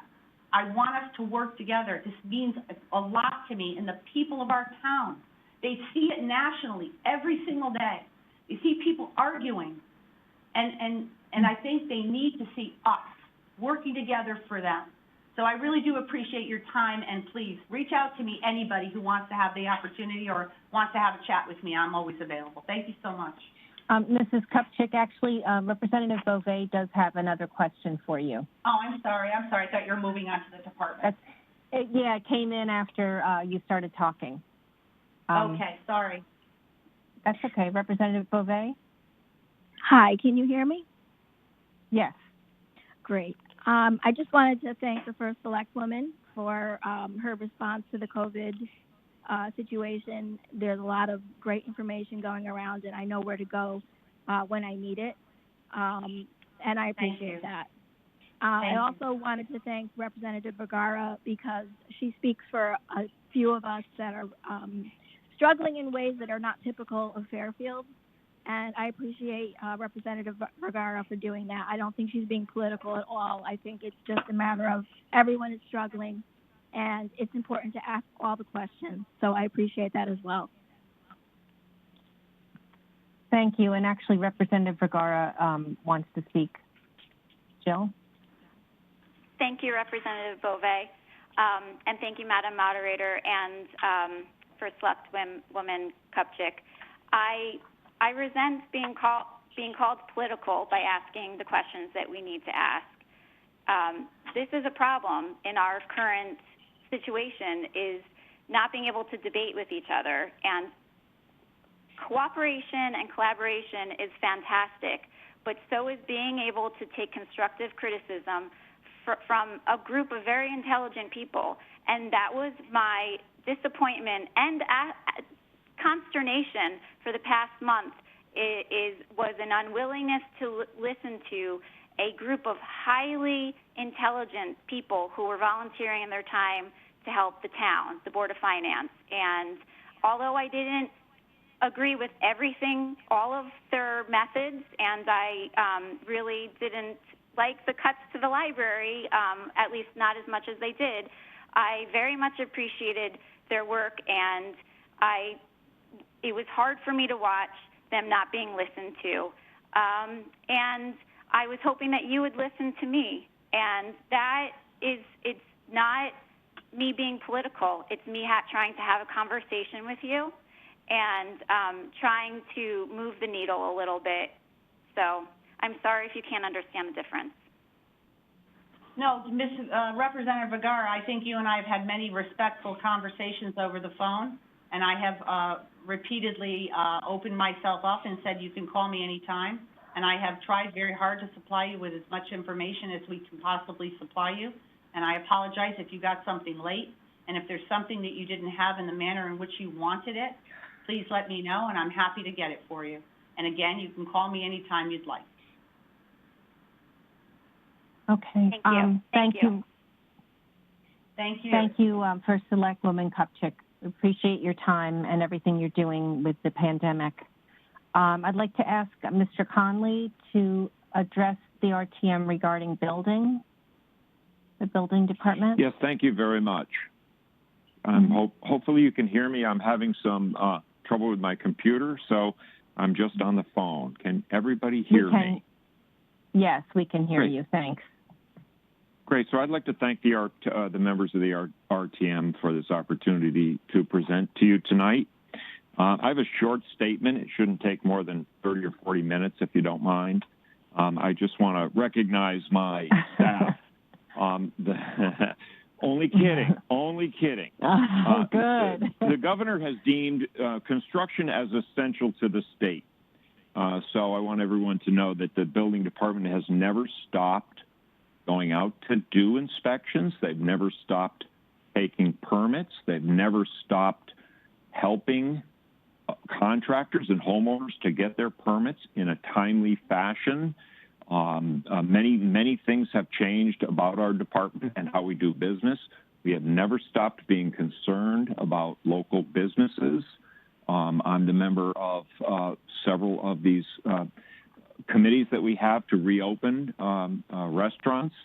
So I just want you to know that we reach out to everybody. We're there for everybody. We never shut down. I just also want everybody to know that several of the local towns have shut down. The first select woman came to me and asked me, and I told her, I think we can move along when other towns have shut down or we're on a limited basis. So I really want to thank her. It's worked out a lot for our constituents and our taxpayers too. There's construction workers, small businessmen, and there are a lot of small businessmen in here in our town who are construction workers who pay taxes here. So very, very important. I just want everybody to know that my people are out there every day. They risk their health and safety for this town. We're talking about people that have to go into areas that may have been infected. We were informed after the fact several times that some of the job sites were infected. We have changed our protocol. Everybody is safe now. Everybody works safe. We all have proper PPEs. So I just want everybody to know that we're out there, we're doing the job, and my people are unbelievable. And so anyway, I just want to let everybody know that. So I feel very strongly about that. Also, I wanted to mention thanks for whoever bumped me on the list. I don't know how I jumped ahead of the clerk and everybody else, but whoever it was, when this is all over, I owe you dinner. That's me. I'm glad to know I have a free dinner coming. Absolutely. Yep. Give me a call. So I guess I want to start. I guess everybody wants to know about revenue. That would be the big thing on the list here. So if you don't mind, I would like to start that and get everybody just kind of up to speed where we are in the building department. There's been a lot of changes in my future revenue projections. To be truthful, I'm not sure where we really are right now after the last meeting. But let me go back a little bit here. So my year to date, I'm at $3,130,000. So I've exceeded last year's revenue.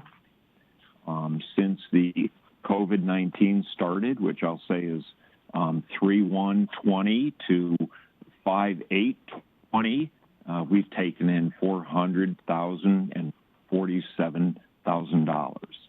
So anybody that thinks that building revenue is down, not yet anyway. I also wanted to bring into light this past month, 4/08/20 to 5/08/20, $278,000. So I just want to let everybody know that whatever projections are out there, whatever revenue projections for next year, I truly believe we're going to make them. I have great confidence in construction here in town. I've said this before. Main Street looks dead, but the side streets are thriving. People are building. The stuff they're building is incredible. And I think that's probably all I want to say about revenue. If there's any questions you have, I'm open to that. Any questions on that? I don't see anything. Thank you. Did you want to move on to Anything else, or? On there's my a question side? I'm sorry. Actually, Representative Vergara has a question. Yes, please. Oh, sorry. I think I was scared that you're moving on to a new presenter, but I just wanted to ask whether that cut happens with the file cabinet. I couldn't follow that whole thing. I hope not, that you still have your file cabinet. I'm not really sure, to be truthful. Okay. It doesn't matter. I'm going to put the files in the hallway or in the bathroom. They're already on the floor of my office. Thank you for asking that question. Just for everybody, I would like everybody to come in. I have the most congested office, I believe anyway, in the entire town hall. The most user-unfriendly office, and we still make things work. And I have the most socially non-distancing office in the town hall. So I wish everybody would come in and see it, although you probably can't because there isn't 6 foot of space. So I know the first selectman tried to get some, I do appreciate that first select woman for trying to get more space for me. I'm not even sure where we are in that, that construction project right now with the cuts, but thank you for asking that. I do need these things. There's a lot of money. There's a lot of revenue we take in every single year, and nothing comes back to my office. So, you know, I'm going to jump up and down and say, give me a hand with this. And by the way, we have taken in some... Tom? Yes. Excuse me, Tom, it's Linda Gardner. The Board of Finance did not cut your file cabinet. Thank you. It is still in the budget. Yay. Thank you. So I won't be using the bathroom. Thank you. For that purpose, anyway. Thank you. Representative Gottlieb. Thank you. Representative Julie Gottlieb, District 10. Nice to see you, Tom. I actually got nice to see you. To tell you that you did have your file cabinet, so thanks, Linda. But Great. While I have you, I know that at the past Board of Finance meetings, which I slogged through as well, there's been a lot of discussion about Sacred Heart and Fairfield and the building projects that are happening there. And I know some of the members of the Board of Finance have been. I know you've been very bullish about that moving forward. And my question / concern is when we say that a lot of these projects or the larger projects are funded through donors, and while that may in fact be true, do you not have any concerns that donors are going to be impacted? I mean, philanthropy is higher education. Philanthropy is projected to be down more than 15% in the coming months, and the long-term implications, if you go back and you look at the trend from the recession in 2008 and the one after 9/11, and then even going back further than that, there is always a significant dip that lasts for about 18 months in terms of higher education. And so I think my concern is, that the donor money may not be there, and that schools may choose to, and I know we've heard from Sacred Heart that they are facing they've been very public about the challenges that they're facing. So I do still have some concerns. Are you still feeling, fairly confident, even if donor money isn't there, that this is all going to go through?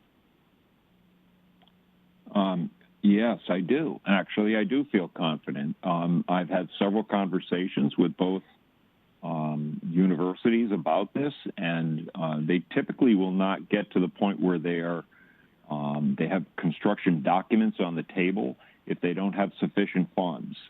I'm sure that they would like to be farther along with it, but both of the universities have expressed, to me anyway, that they feel that they're going to go forward with the major projects that are already on the table. That doesn't mean that it's going to happen if zoning or conservation or one of the other departments decides that it's no good, doesn't work for them,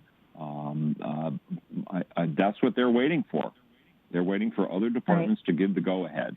I will tell you this, Fairfield Prep, as I said before, during the height of this, started a multi-million-dollar job. The fee structure was somewhere a little over $50,000.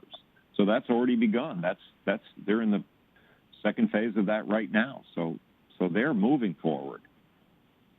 Thank you. So I guess I would say yes. Question. I do feel confident. Good, thanks.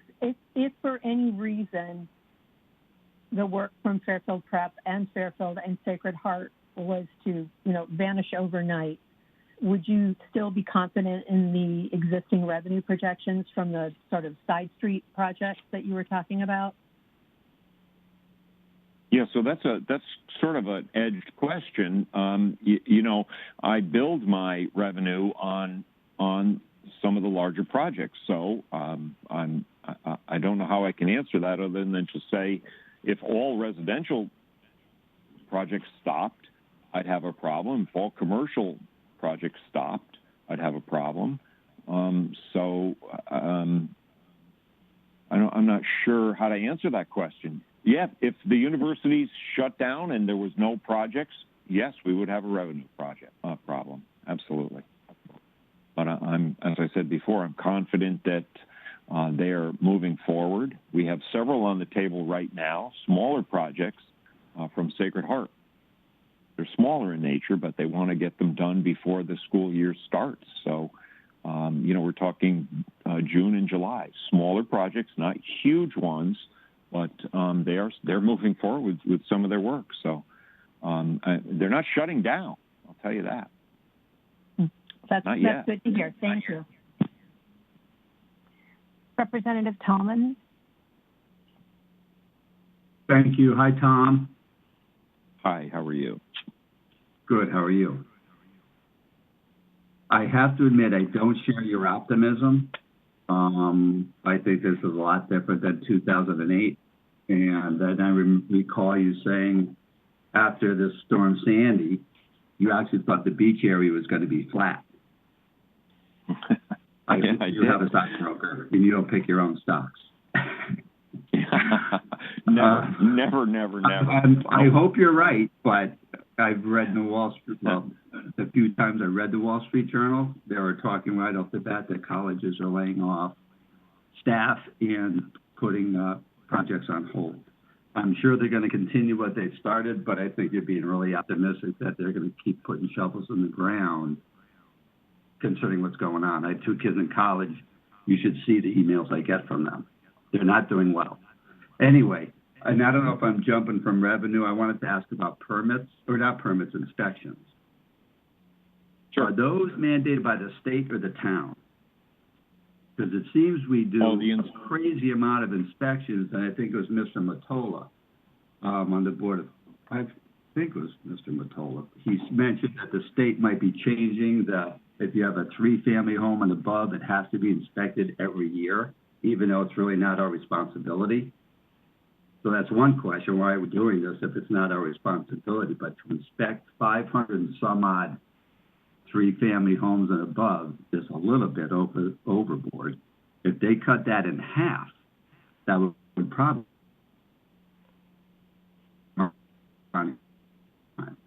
But like I said, inspections are coming from the town. The assessor telling me right after Burr was built, with all the inspections and temperature and everything else, within 1 year, the roof was leaking, the windows were leaking, and the foundation was cracked.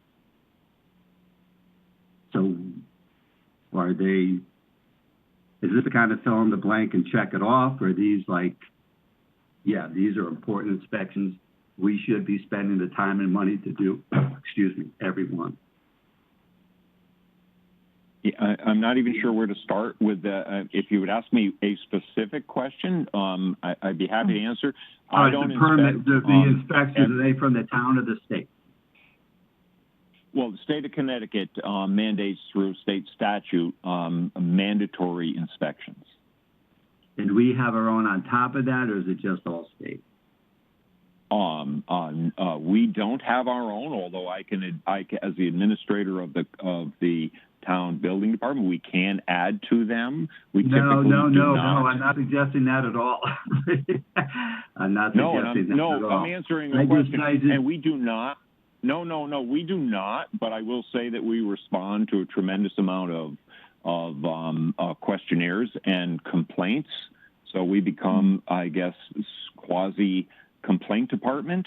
So yeah, we go out, we do respond. You'll see that I'm also the blight officer, so we respond to a tremendous amount of complaints. So I guess our only hope is that the state passes a law and reduces that inspection every year to maybe every 2 or 3 years. Yeah, well, you're talking about the 3-family houses, and I think we're a little bit off on that because that's a fire marshal requirement, not a building department requirement. Those are existing buildings. My inspection duties are for new construction. The fire marshal takes over on any existing construction after I submit and pass a C of O inspection. Okay, so it's not your department that goes out for the existing, it's the fire marshals? All right, let me see. Well, I do assist. All right, thank you, Tom. Yeah. Beat up Hank for a little bit there. So I will say this, that we do, upon request, it is a requirement, state requirement, that I do assist them. So absolutely, we do fire inspections, we do electrical when requested, but it is fire marshal's responsibility for existing buildings. Okay. So thank you, Thomas. Thank you.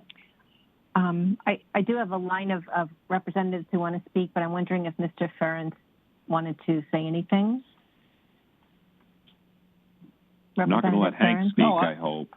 Well, he had a few things to say, but just to clarify. No, I just wanted to say that the fire marshals charged by state statute to inspect multifamily buildings. Multifamily buildings are defined as anything over 2 families, so 3 family and above. That includes all these 830G apartment buildings that we're putting up, as well as condominiums. So that's not something that Tom is responsible for, but it is something that the fire marshal's office is responsible for. Thank you. Thank you. And I might add, if I can add this to that, we are not trying to get in on their work. Believe me. Yeah, thank you, Tom. Yeah, thank you. Representative Iacono. Thank you. Pam Iacono, District 8. Thanks, Tom, for being here. I just wanted to chime in with my experience with, specifically Fairfield Prep. The science wing that's being built there was that's all private money that was raised. And they don't move forward with their projects till they have all their funding in place. So I don't have any reservations about all of that being in jeopardy. And Tom, it's my experience being an alum of a very large university. Those types of universities typically don't move forward with big capital projects until they've raised all the funding for them.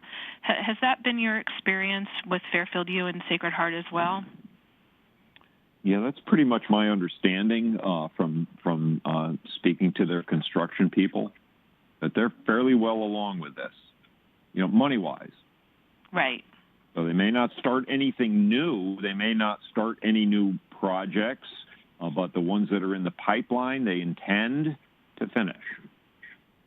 That's been my experience in the things that I've dealt with either through my university and also at Fairfield Prep. Thank you. I just wanted to get that out there as food for thought. Thank you. Thank you. Representative Monahan.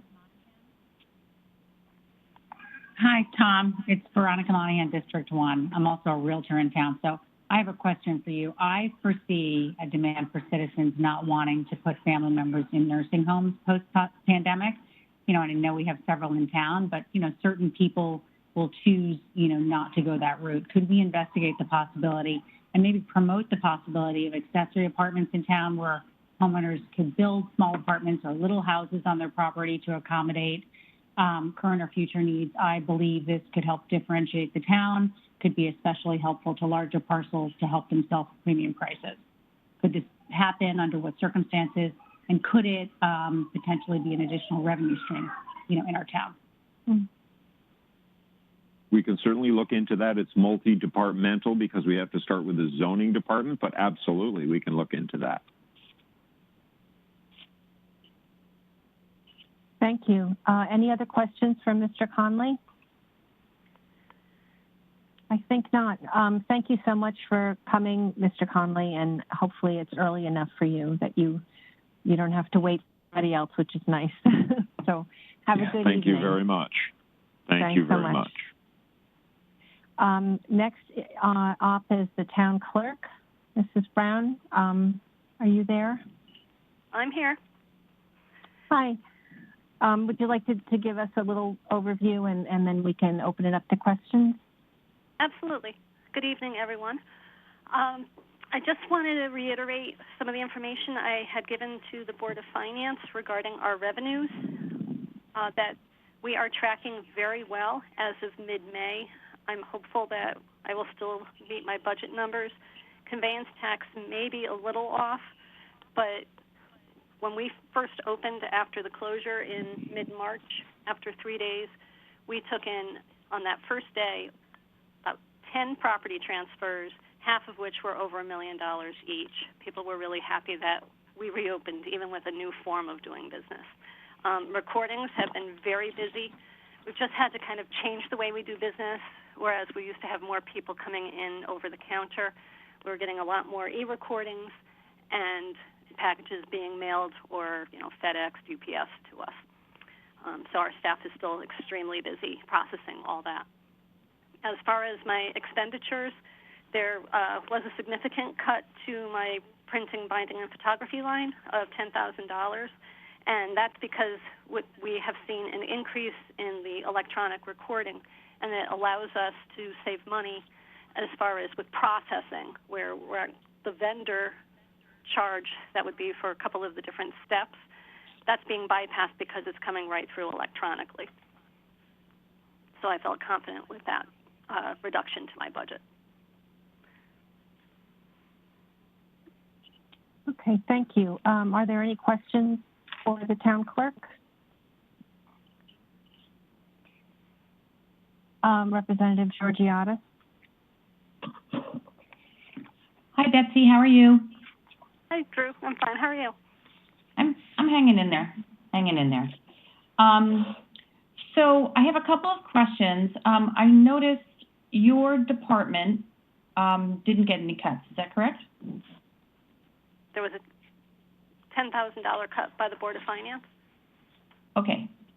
How many staffers are in your office? Including myself, there's 6 of us full-time. Okay. Have you lost any part-time people? I don't have part-time people. Okay. I read what you sent. How many assistant town clerks do you have? 2. And they do similar things? It's not hierarchical, it's more like, how do you become an assistant? It just depends on which items you work on? No, the assistant town clerks have the same duties as me. I delegate some of them to them, where one focuses more so on land records, the other focuses more so on the vital statistics.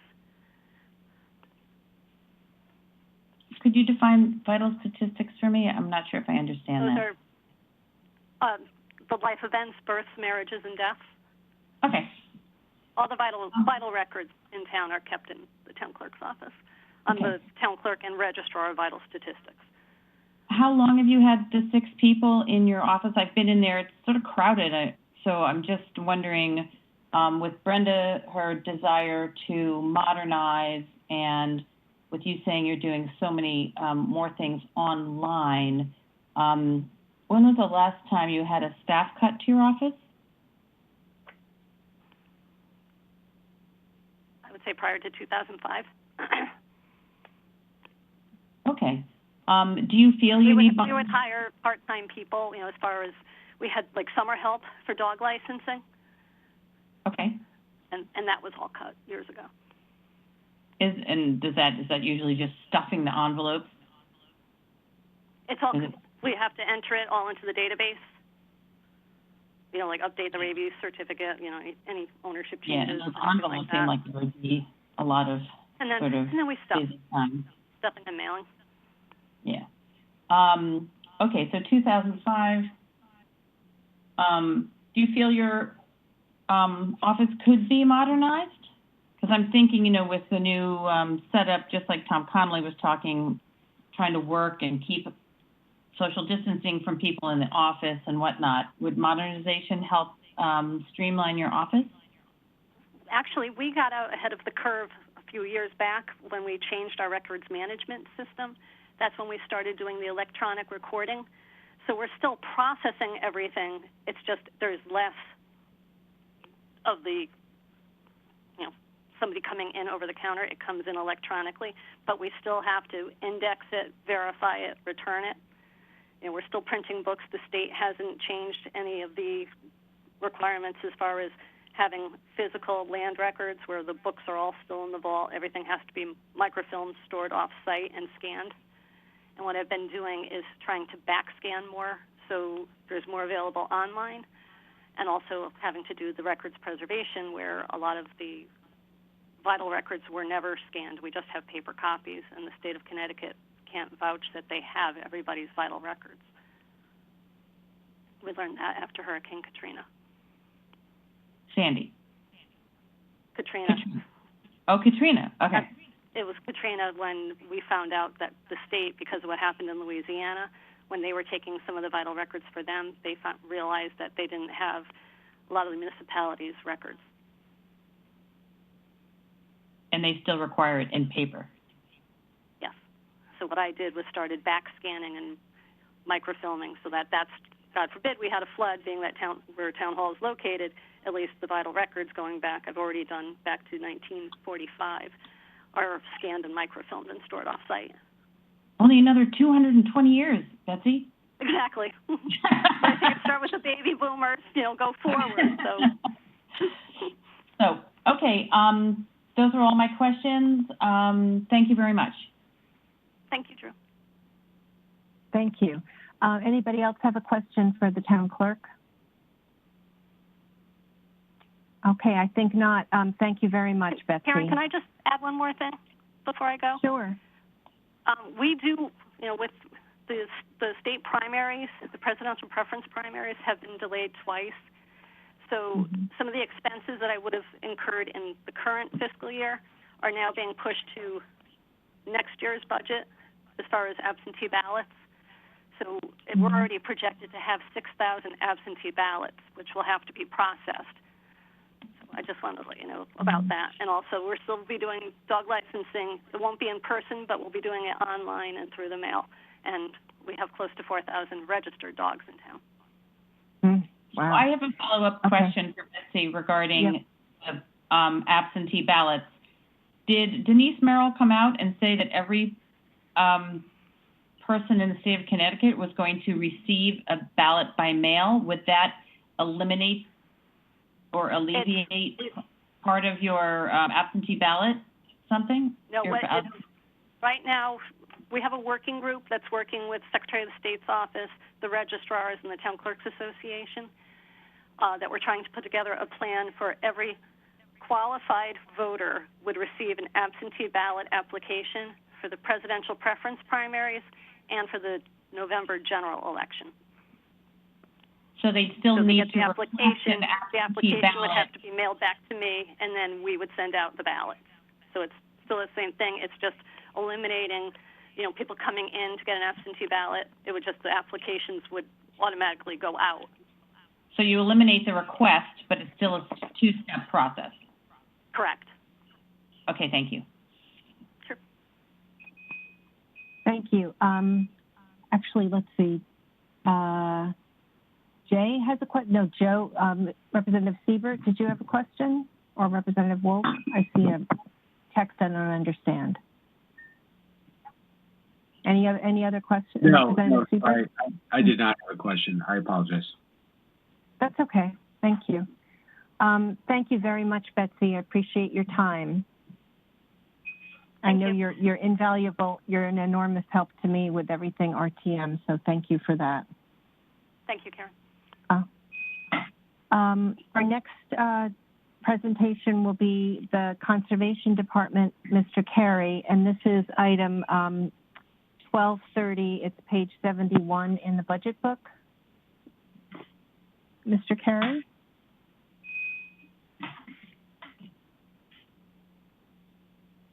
Can you hear me?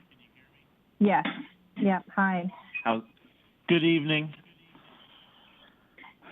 Good evening. So we put together a budget. Just I will be brief regarding the conservation budget because I'll be here with you for a little while to go over the public works budget as well. But conservation, again, just as Tom Connolly had said before, we have not closed our doors. We've been working basically at full staff throughout the pandemic with alternating days with just the office staff. We have not really seen a decrease in the amount of permits that we're processing during the shutdown, and our revenues are still on target for the year. That being said, going forward for the next year budget, if you look, it's relatively flat, other than some a minor increase associated with contractual settlements with the FIA union that is part of the department. Historically, the budget's kind of leveled out where it is now, and I can basically answer any questions regarding the budget that anyone may have. Thank you. Are there any questions on conservation for Mr. Carey?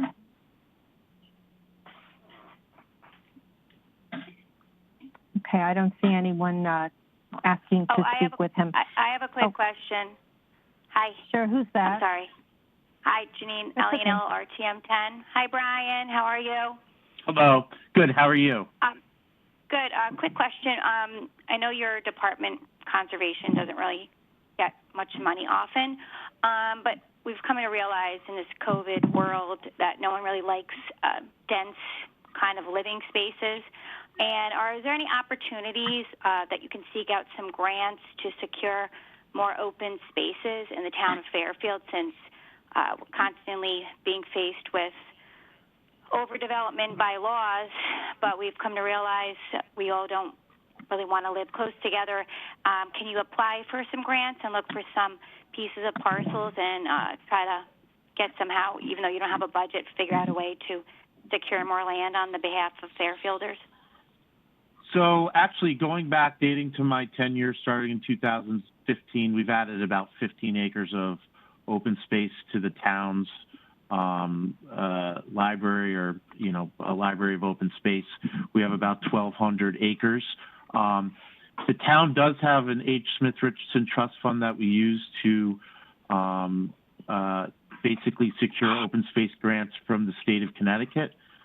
We are always looking for opportunities to explore open space through creative measures.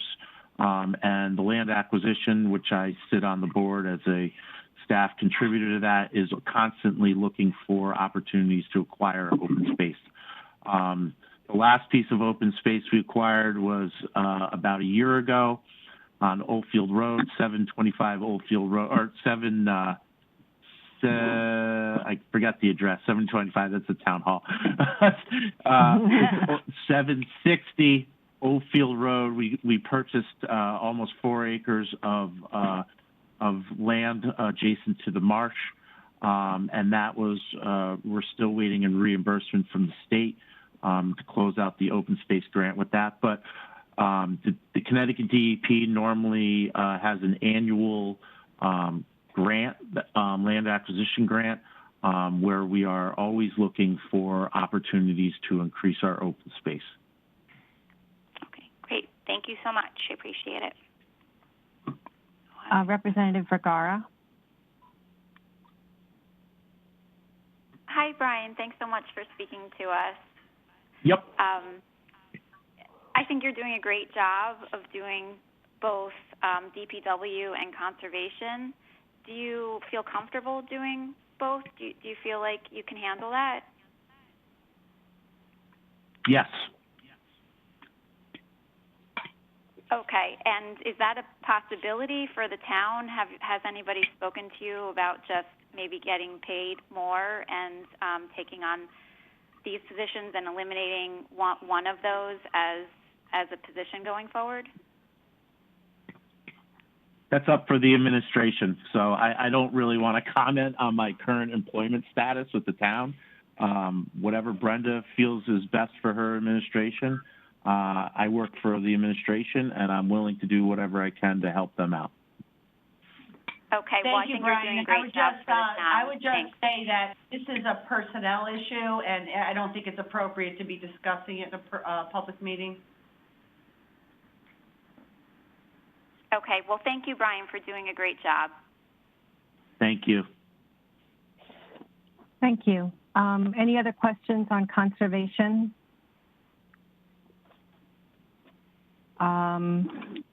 Okay, so we'll move on to Public Works Administration, which is item 5011 on page 201 of the budget book. Brian, can you address that?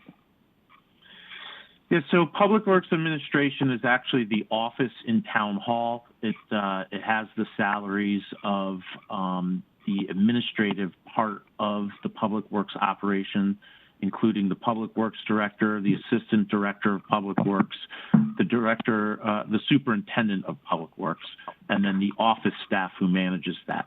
So most of that budget is associated with the staff, the payment to the staff, and also the operating of that portion of the Public Works. So if you look at the budget itself, it's mostly the bulk of it, again, is just for contractual agreements or agreements with department heads. There's a minor decrease in that budget this year related to this basically staffing changes between myself and Doug Novak coming in for taking over the position of Superintendent of Public Works at a lower level. You'll see there is some savings in there currently. Thank you. Are there any questions for, oh yeah, so one thing I want to mention that's been raised in the chat room here is that we shouldn't be chatting about anything substantive, folks. So we just chat to tell me you want to talk. And if there's something you want to say that's substantive, you're welcome to talk about that. But I just want to raise that for you. Is there anyone who has questions about Public Works Administration budget? Representative Iacono. Thank you, Pam Iacono, District 8. Mr. Carey, can you confirm again, we got a list of open positions. The first select woman has confirmed she's not planning on filling those positions. What were those jobs again, outside of the DPW director, obviously? So there is nothing that's currently in the personnel summary listed on 204 that is not filled other than the director's position at this point. Oh, we got something this afternoon from the finance department. That's in the operating budget. That's in the Public Works operations budget. This is the Public Works administration budget. Oh, sorry. I'm sorry, Brian. I jumped ahead. Okay. Thank you.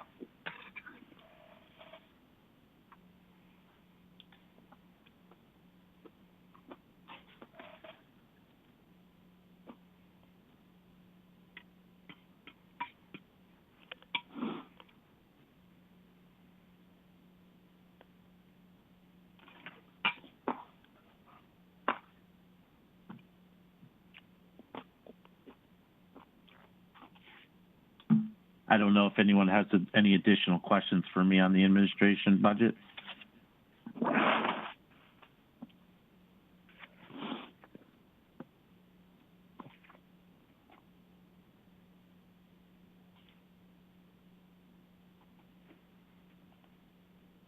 I'm sorry, Brian. I had it on mute.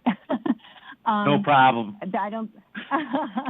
I don't see anyone else with questions. Oh, actually, Representative Iacono, did you have another question? No, as Mr. Carey pointed out, mine's on the next item. Oh, right. Okay. Thank you. So, Brian, I think we're all set with you. Thank you for your time and for all the work you're doing in double positions during a pandemic. We appreciate it. Oh, I'm not done yet. I got the bulk of it coming up next. Oh, okay. I saw Doug Novak as the speaker. But yep. So we're moving on now to Public Works Operations, which is number 5030 on the budget, page 205 in the budget book.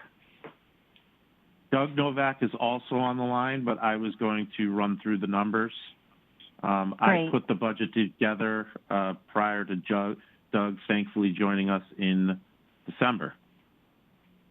Okay, great. Thank you. Yes, please do.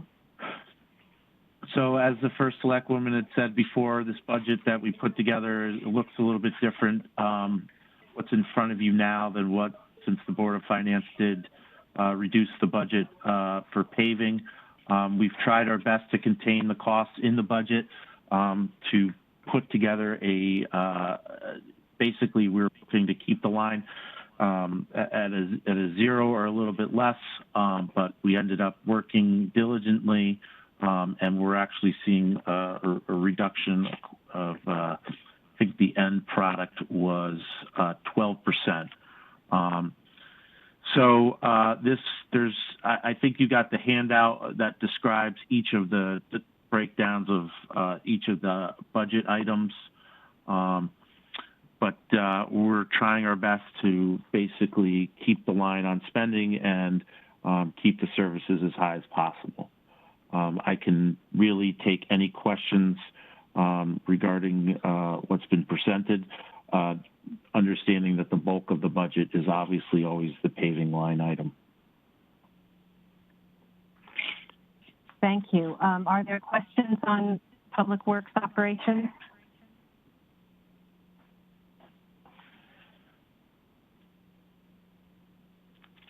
Karen, I'd like to just reiterate my question that I asked under administration, just to repeat that to Mr. Carey.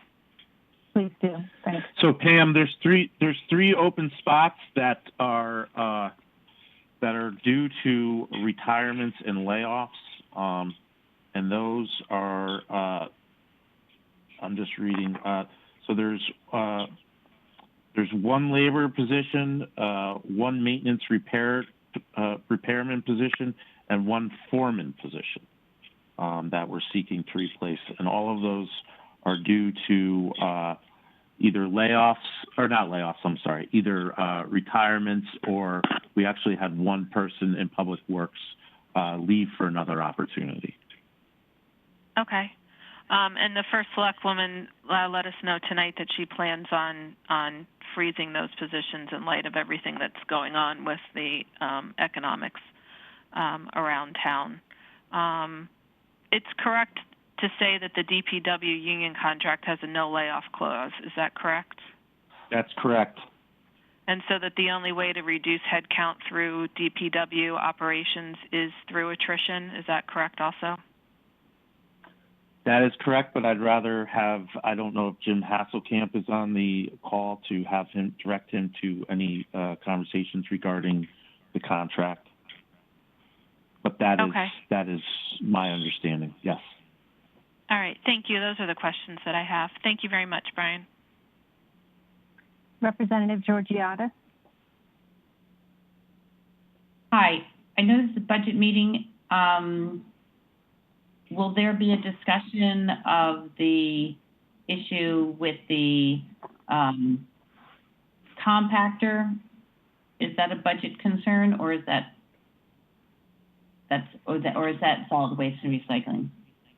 That's a solid waste and recycling question. I mean, as far as it pertains to the budget, I can answer any question for that. I know Mike Sandruski's not on the line tonight. Engineering and solid waste were told that they did not need to appear tonight.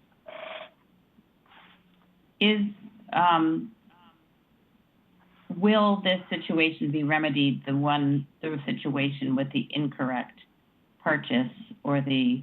Yes. Yes. So the town is scheduled to take receipt of the new compactors by the end of June. So that issue with the compactors is really only a fiscal 20 issue. Okay, thank you.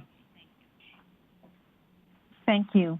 Representative McDermott? Yes, Mark McDermott, District 7. Good evening, Brian. Good evening.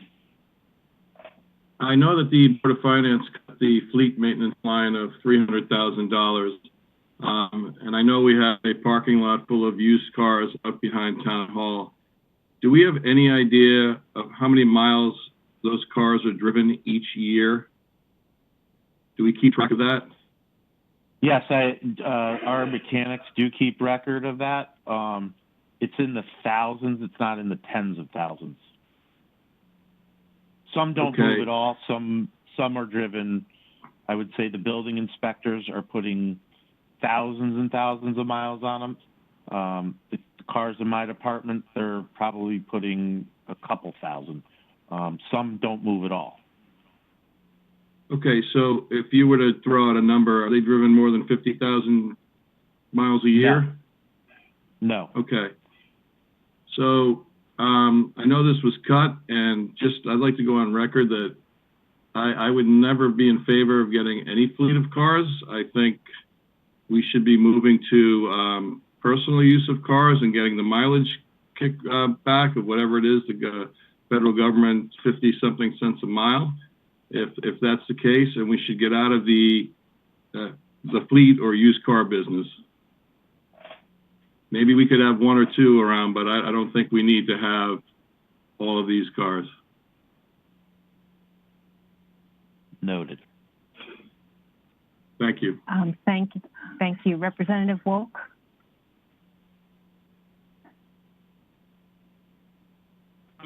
I'm here. Finally, thanks. Okay. Madam Moderator, thought you lost me there for a second. So just listening to Representative McDermott on cars. Brian, this is not the question I was going to ask, or ask your opinion. Aren't some of the cars at DPW just hand-me-downs coming from the police department? Am I right about that? So most of the cars that are in the town fleet at the town hall that the town hall staff uses, those are all recycled police cars. There are some cars that the Public Works Department does use that are recycled police cars, but the majority of those cars do go to the town hall staff and for their use. DPW has most trucks and things like that, but we do have some old town police cars in the fleet that are used for mainly site inspections and running for parts and things like that. And then what happens with these cars is that it's very difficult to get parts for these older cars. So I could see. We drive them into the ground, and then they're normally either sold off as part of. So they're sold off through purchasing. As basically a salvage bid, or they're towed and junked.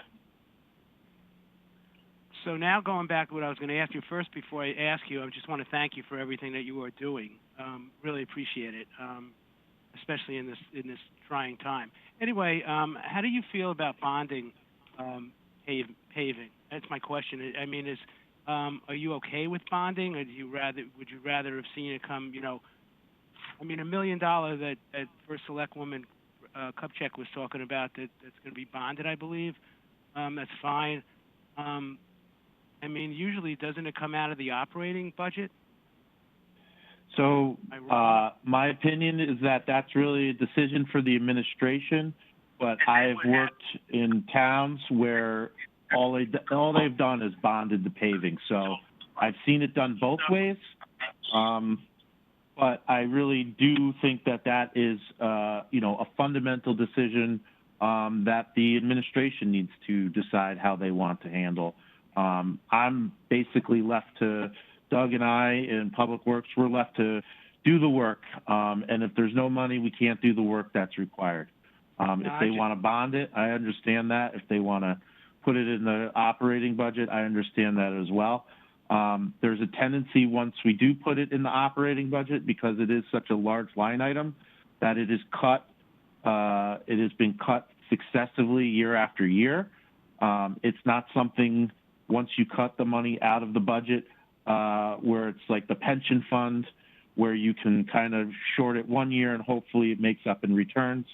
When you cut the funding for the paving, it compounds the issue, and the roads just don't get paved.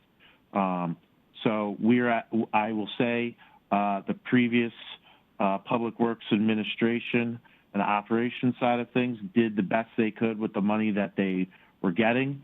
But that doesn't mean that things and the paving situation is still not dire. We are behind on several of our, not just our road networks, but also our parking lots at Town Hall and a lot of our other facilities.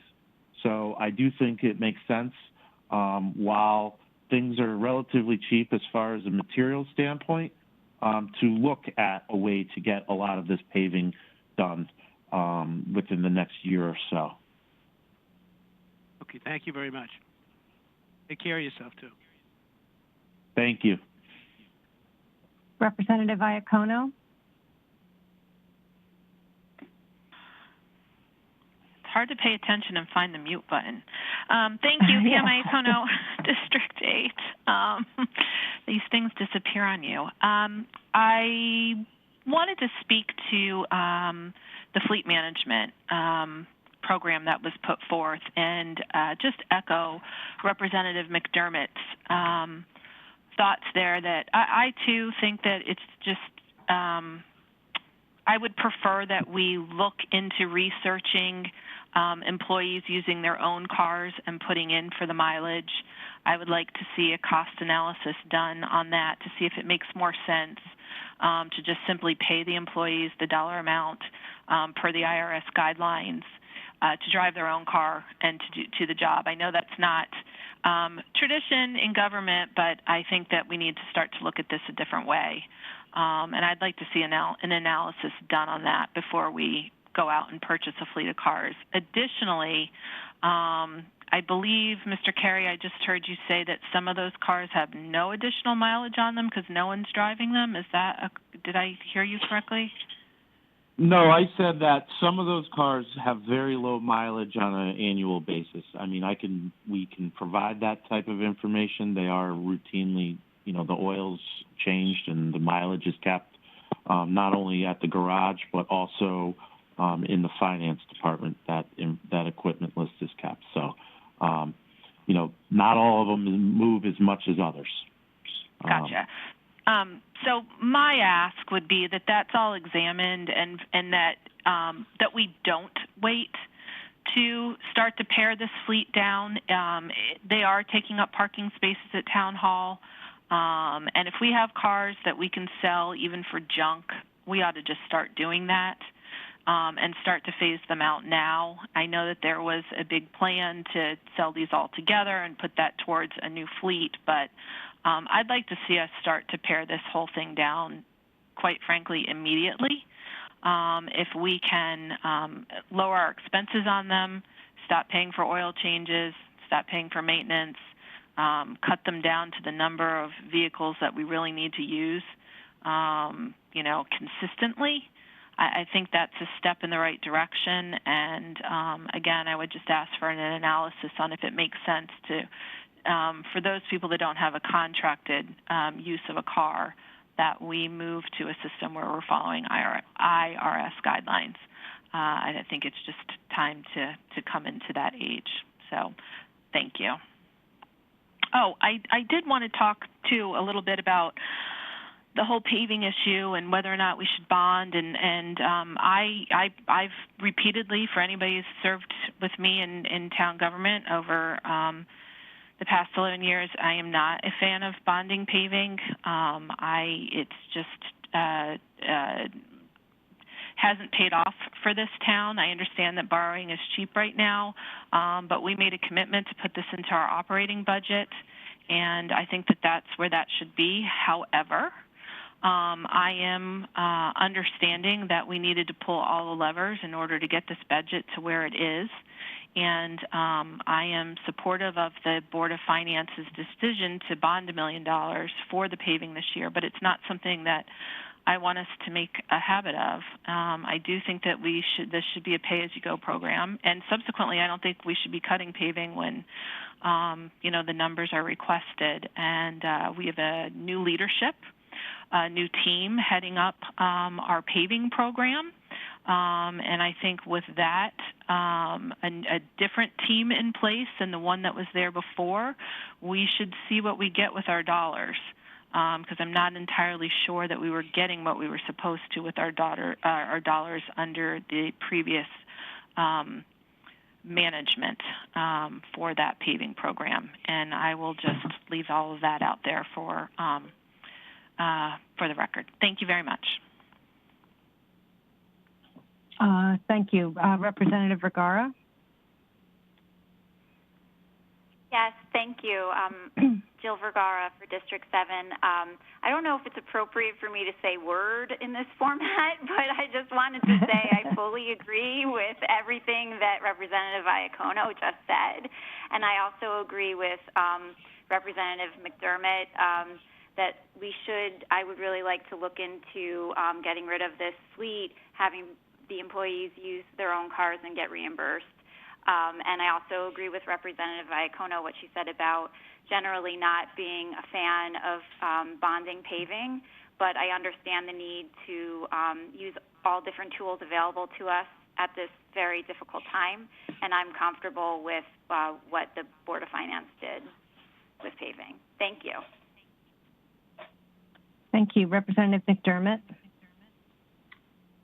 Yes, Mark McDermott, District 7. Thank you, Madam Moderator. Just to follow up, thank you, Representative Iacono and Representative Vergara, for your comments. Just one thought I had while sitting here, maybe we look at getting a contract with one of the rental car agencies. Enterprise is right down the street from Town Hall. Hertz is right down the street. Maybe that's another way to go. Instead of, if we can't use people, they don't want to use their personal cars, maybe that's something we look into. I don't know how, once we do the analysis and find out how many miles these cars are actually driven a year, and how much they're going to be used, we could probably get some sort of good rate, and you'd probably obviously have to get the purchasing department involved in that, but there are more ways to probably skin this cat than to going out and spending $300,000 on a fleet of cars, and having a bunch of used cars sitting in that parking lot, like Representative Iacono said, taking up parking spots for Town Hall, and also taking up parking spots when and if we ever have the rec soccer program again. You go down there, and plus the museum. So, you've got a lot of opportunity to get those cars out of there, and I think there are several ways that this can be handled. Thank you. Representative Georgiadis. Hi, Drew Georgiadis, District 9. I want to make a couple of comments. Thank you, Representative Iacono. Your comment on the bonding. It's important to know how the bonding affects us going forward, and even though money could be cheap now, there are long-term implications on that.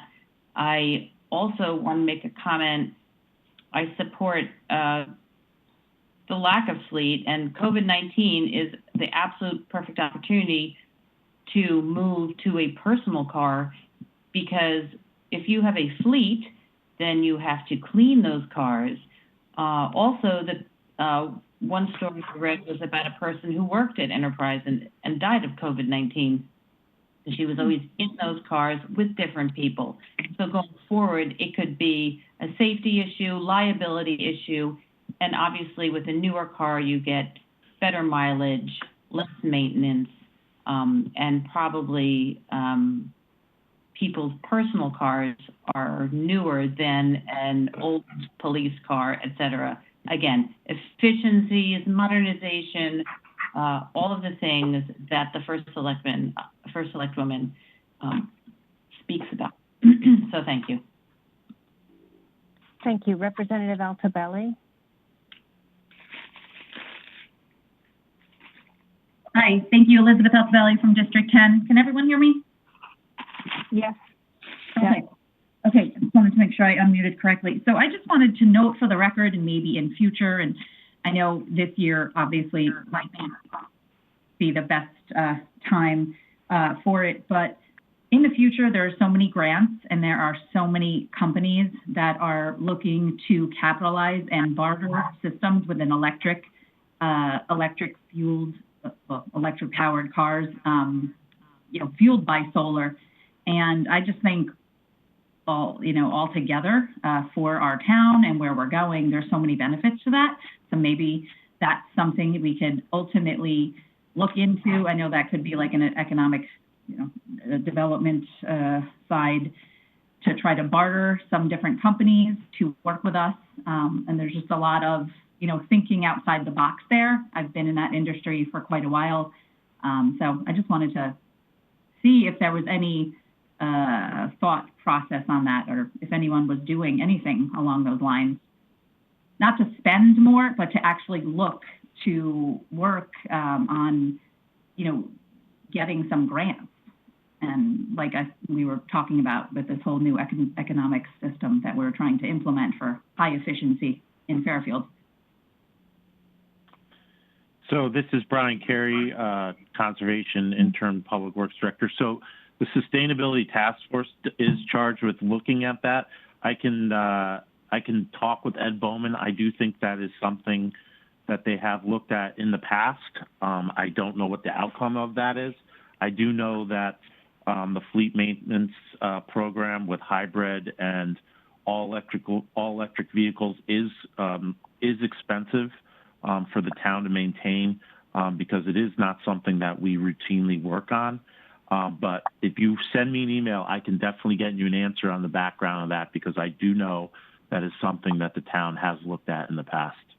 Sure. Okay, no, that's great. I will follow up. I think there's a lot of research with different companies that you can actually get free cars and free vehicles if you kind of have someone digging into it. And I know that's time, energy, and effort, but thank you for that. Thank you. Thank you. Representative Beauvais. Hi, I just wanted to double back to what Drew had said regarding using private vehicles as opposed to public vehicles and the fleet. I'm not a doctor, but I am somebody that has to really monitor their immune system. And I've been told by my professional medical people that the number one place to be infected is in a car. And sharing cars and being in another car with somebody is one of the worst places, even worse than contact, where somebody sneezes or talks and then you touch it and then touch your face. The being in a car or close contact over a period of time is the number one way to get this virus or any other for that matter. So I super support people just getting a mileage. They can write it off on their taxes, and nobody has to worry about maintenance or cars or paying for them or contracts or anything. Interesting. Thank you. Representative Wolk.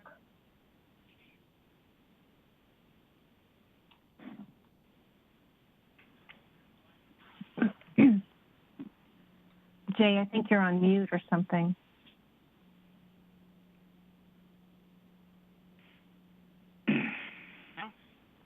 Hello?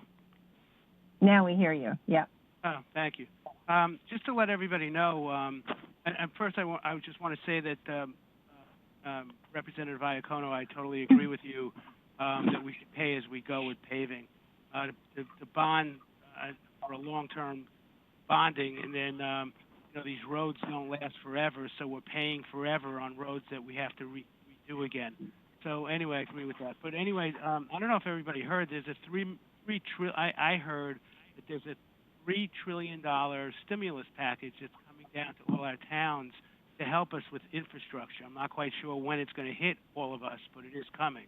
I just wanted to say that. Thank you. Thank you. Any other questions or comments for Mr. Carey? I think we're all set then. Thank you very much, Brian, for your time. Thank you. Thank you. Have a good evening. Okay. You too. Bye-bye. So we'll move on to health and welfare. We're first going to do the Department of Health with Mr. Cleary, and the health budget page is 223. It's item 6010 in your budget book. Mr. Cleary, are you there?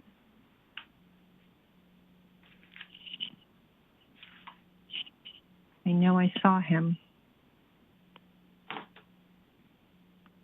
I am here. Can you hear me? Yes. How are you? I'm doing just fine tonight. Thanks. Good. Thank you for coming. Can you just give us a little overview of the budget for us? Sure. So we've had a couple changes in some of the line items there. We've in our temporary payroll, we've asked for a $12,000 increase. That's based upon essentially about a 5-year average of the experience in that line item. This is for substitute nurses and for when school nurses go on an extended leave due to an illness or injury.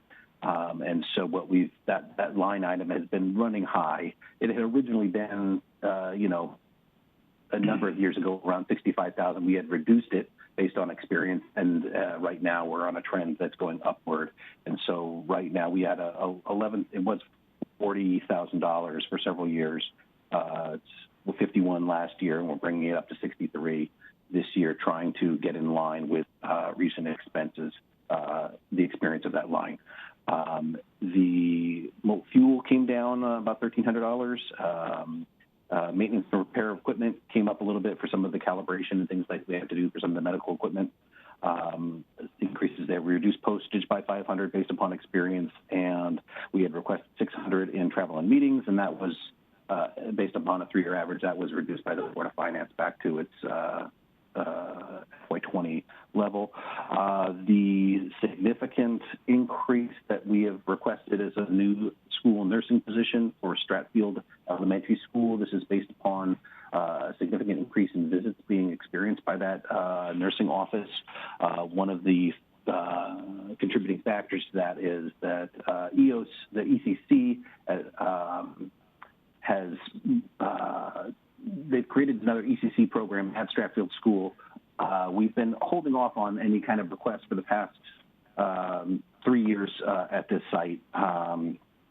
They increased it, slightly, and now we're up to 82 students there. And these are students with many of which would have complex medical needs, require additional visits, additional 504s and IEPs.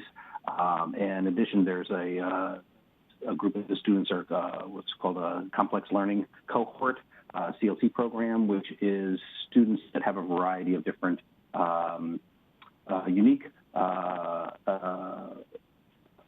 issues that require as well some increased demand on a school nurse. So the school at Stratfield is seeing, they have one school nurse there, one full-time school nurse there, and we are seeing visits that exceed at Stratfield School, exceed what we are seeing at Fairfield Ward High School and Fairfield Ludlow High School. And those programs both have 2 full-time nurses and a part-time health aide. And so after seeing this experience, after attempting to implement some controls in terms of, talking to the principal about school nurse visits and teachers, and looking at, was it going to settle down after a time? We felt that this year was the time to ask for a position where we're seeing just a dramatic increase this year.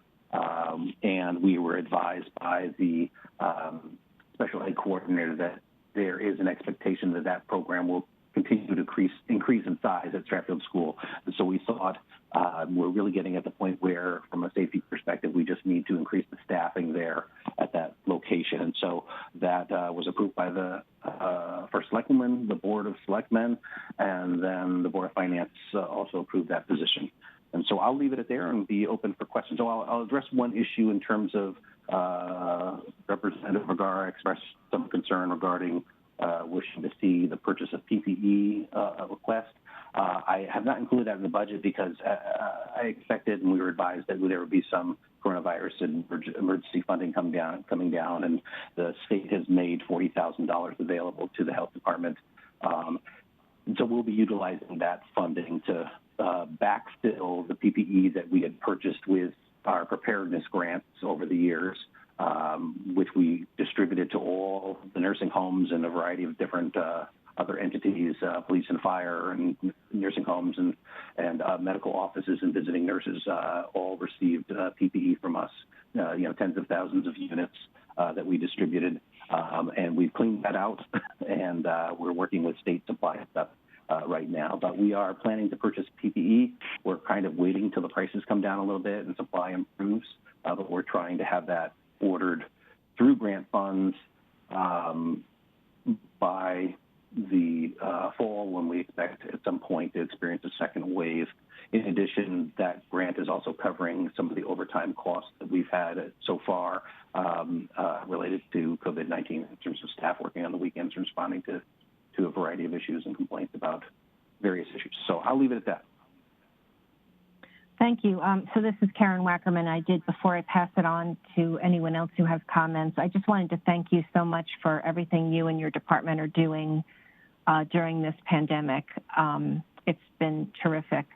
And I wanted to see how you feel about the budget for next year in terms of the pandemic. Do you feel like there's enough there for the expected second wave in the fall, or do you think you'll need more support beyond what you're asking for? So our experience with the H1N1 pandemic, what the demand, we weathered our current situation without increasing our staff, and we believe that the second wave, we should be able to do that. What will change some point in the fall is the need to do mass dispensing, but it really won't be mass dispensing in the sense that it will likely get very small amounts of vaccine initially. We do flu clinics now where we can do, easily do 1,500 doses in a day, and we can handle that. It'll be different in terms of some of the PPE needs for flu clinics and for these types of clinics, so we'll adjust some of our strategies. But in terms of increasing staff, I don't think so. One of the things that happens with our with H1N1 is that each vaccination came with some funding. So, we were able to, in some cases, hire some of our sub-nurses to come in and do vaccinations. We actually, in terms of mass vaccination, we're responsible for Easton as well. It's an agreement that we have with them and with the state. And so we were able to hire a VNA to do vaccinations for the town of Easton. And so we think it'll be some kind, what the state has indicated, it'll be some kind of similar type of arrangement. So we expect it'll come with funding. We have the funding already in place now that we've already been reimbursed, $6,500 from. So we don't expect we'll need to expand our staffing. We'll probably draw upon our staffing. We have a 350-member medical reserve corps that the health department coordinates that we can also call upon. Okay, thank you very much. Representative Vergara. Thank you. Jill Vergara, District 7. Sands, thank you so much for all of your work over this pandemic. Really, I can't tell you how amazing it is to feel like I can trust the people making these decisions, and I fully trust your decision making. And it's taken a big kind of load off and a burden off through all these difficult times, knowing that we're in good hands. So thank you very much. I know you're working really hard, and it's very good to hear that we have grant money coming down the way, and that you think that we have all of our PPE needs covered. I also wanted to do a shout out for our Sullivan McKinney Elder Housing, and just make sure that they're always on our minds and list for institutions that could use our help in these situations. Thanks. Yep, I appreciate that. I have a fantastic staff that has stepped up and taken on responsibilities well outside their job titles and roles. And Sullivan McKinney, we've had coordinated volunteers to donate cloth face masks to them, and have provided them with masks as well. Representative Georgiada. Thank you very much for doing that. Sorry, Jill. Representative Georgiada. Hi, through Georgiada's District 9. Hi, Sands. Again, thank you very much. These are the types of things that people in your position worry about. My friend Andrea Boissevain in Stratford has been worrying about it for years. Anyway, my question is in regards to the budget for next year.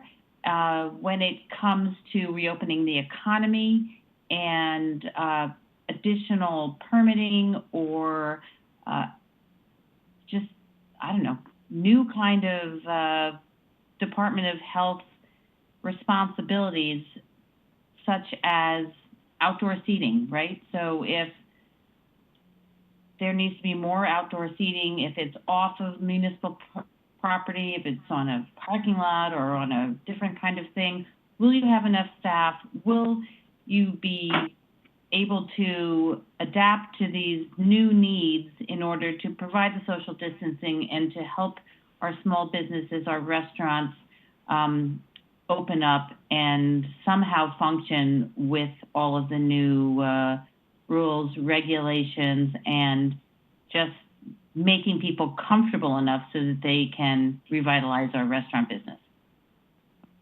Yeah, so our staff sits on several of the committees responding to COVID-19, including the business reopening task force. We've already had a phone conference with restaurateurs. We have small businesses tomorrow morning at 9, conference call, and salons and barbers tomorrow at 10, where we'll go over the governor's requirements.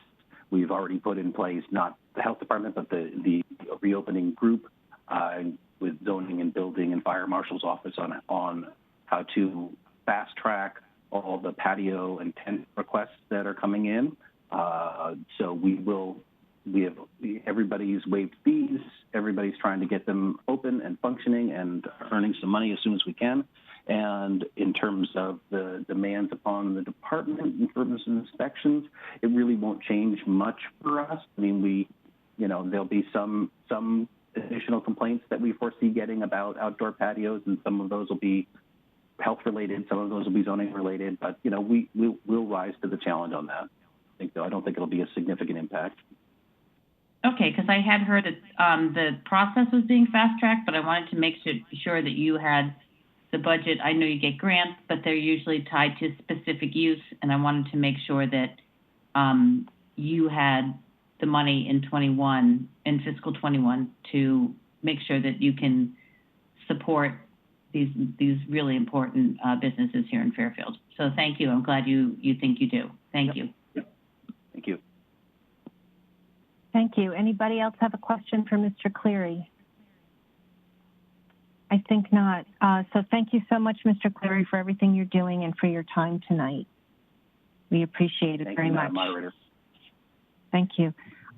We would normally go to Human and Social Services now, but I accidentally skipped WPCA, so we're going to go back to that.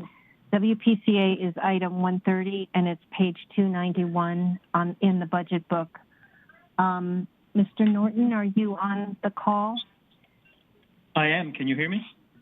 Yes. How are you? I'm sorry I skipped you. That's okay. That's okay. Can you give us a little overview, and then we can ask some questions? Sure. As with the other town departments, the WPC is working around the clock, so to speak. We have effective and efficient staff, highly skilled, trained, and state certified employees that keep this facility running. 24 hours a day, 7 days a week, 365 days a year. Our budget is reflective of that. We are becoming an aged facility, so two of the line items have seen an increase, which is repair and maintenance of equipment and capital. Our capital, both are what they speak. One is to replace aged equipment that fails, and the other is to repair it. So that's basically where a lot of our increase is coming, along with our contractual obligations to our employees and health benefits and retirees and things of that nature. Thank you. With that, I answer any questions. Thank you very much. Are there any questions for Mr. Norton on WPCA? Representative Iacono. Hi, Mr. Norton. Thank you for being here. I have a question about your travel and meetings line and also your memberships line. Can you explain why those are going up? That's directly tied in with our education budget too. In October of 2018, the state changed their program. We have 18 employees, 17 are state certified. In order to keep your state certification, now you're required to get 6 training hours. So in order to go to some of these training classes, we need to travel, and we have to pay for these training classes now. So that's directly related all to the training classes and the travel time to get there? Yes. Okay, and thank you very much. The conference is to keep up with the new technologies that are coming out, which is extremely important at this time when we're looking at upgrading our facility. Okay, and that's required, obviously, of you guys. You can't bypass that.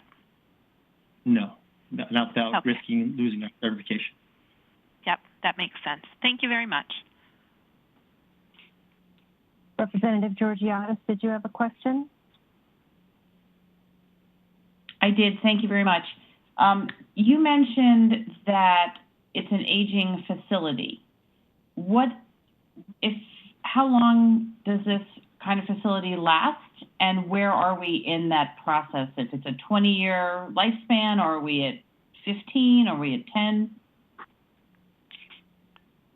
The equipment that are put into these facilities are engineered for a lifespan of 20 years, and right now we're at that span. The last upgrade was in the late 1990s, early 2000s, so we're coming up rapidly on that 20-year period where all of the equipment is reaching its engineered lifespan. Pipes and tankage and cement and things of that nature are engineered for 50 to 75 to 100 years, depending on what kind of material is used. But the equipment itself, say pumps, compressors, SCADA systems, things of that nature, are engineered for 20 years. In the next, if it's not in budget 21, will be budget 22.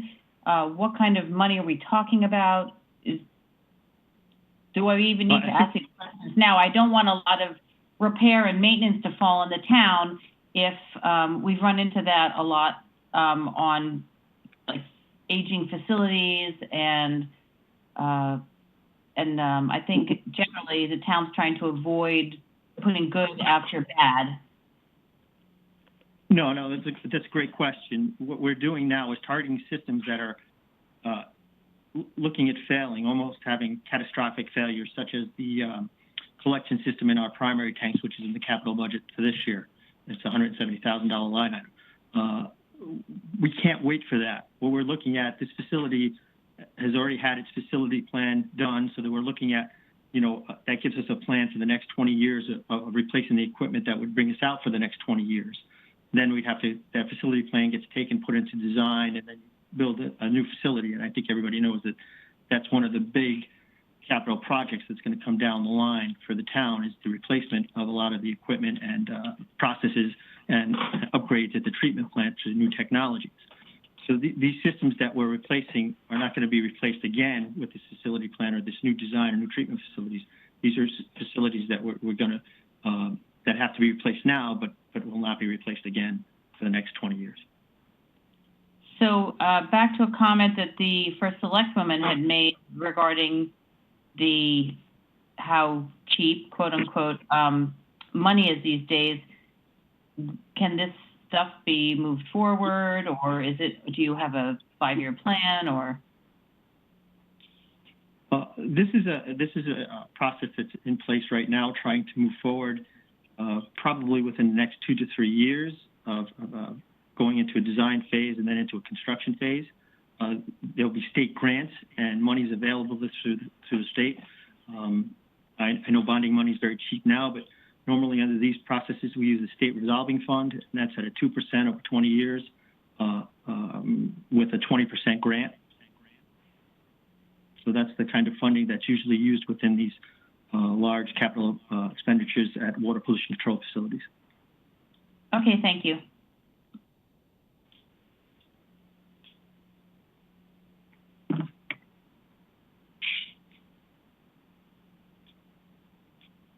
This is Karen. I got cut off and back on that conversation. I apologize. Representative Iacono, you had a comment? I did. It was about the funding mechanism, so he answered it. Thank you. Okay, thank you. Are there any other questions for Mr. Norton? Okay, I think not. So thank you so much, Mr. Norton, for your time. Oh, thank you, and have a good evening. Thank you. You too. Have a good evening.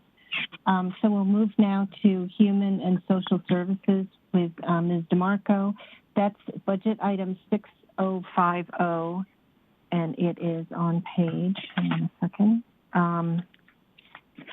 page 227 of the budget book. Julie, are you there? I am. Can you hear me okay? Yes. How are you tonight? Doing great, thanks. Good, thanks. So before I jump into the budget, I just wanted to take the opportunity to let you all know how grateful I am for the staff that we have at Senior Center and Social Services. They haven't missed a beat. The jobs are modified, delivering groceries, delivering lunches, and Social Services hasn't missed a beat. I also shout out to CERT because they're making all of this happen with us. So you'd be very, very proud, and I am very grateful to have them to work with. So on to the budget. There's 2 areas for explanations. We had put in for making the Senior Center Director go from part-time to full-time, and I completely agree that this is not the year to do that. So Board of Finance, on this first Selectwoman's recommendation, removed that from the budget.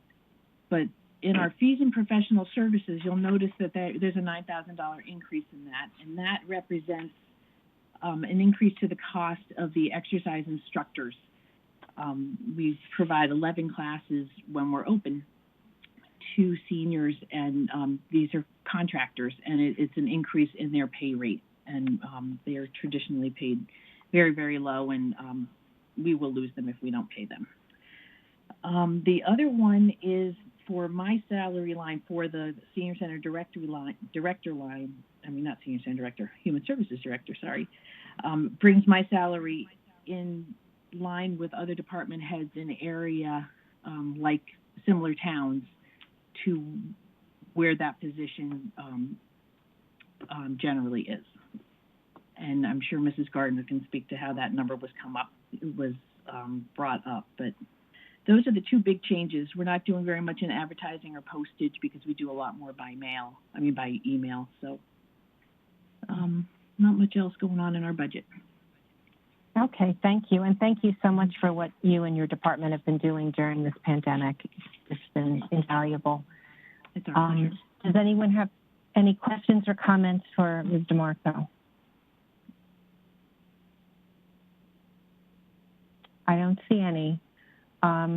So thank you very much for coming. I'm sorry you waited so long and was such a short visit, but we really appreciate your coming here and talking to us. My pleasure. Good luck. Thank you, Julie. Bye-bye. Okay, we move now to the Board of Education budget. Mr. Cummings? Ms. Wackerman? Yes. Hi, it's Christine Vitale, Chair of the Board of Education. Before we turn it over to the superintendent, can I just make some opening remarks and set us up for the evening? Absolutely.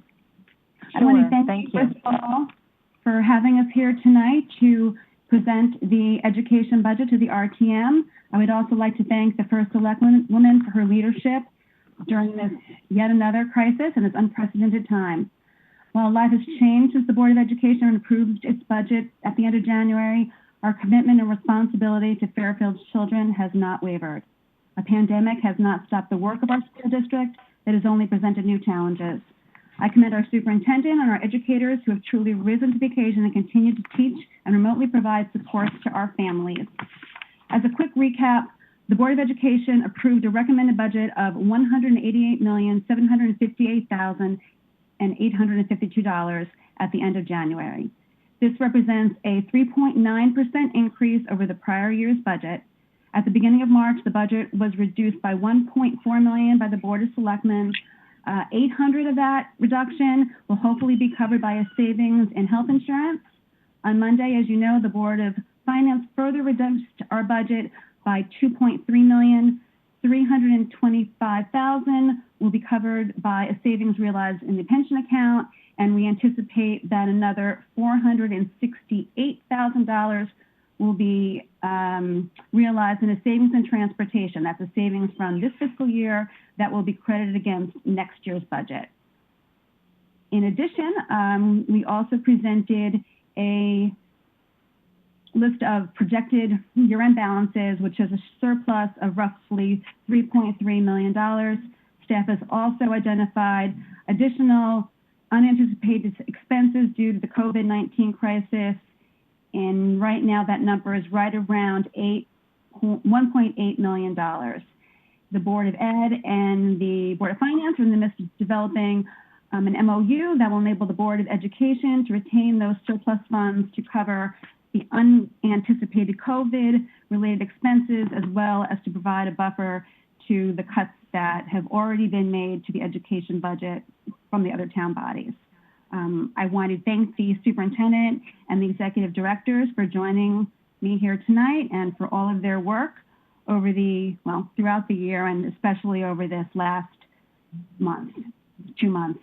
It has been a challenge, but it has also been a pleasure to work with them, and I'm extremely proud of the work that they have done and the work that our teachers have done. And with that, I will turn it over to our superintendent to answer any questions, and looking forward to the conversation.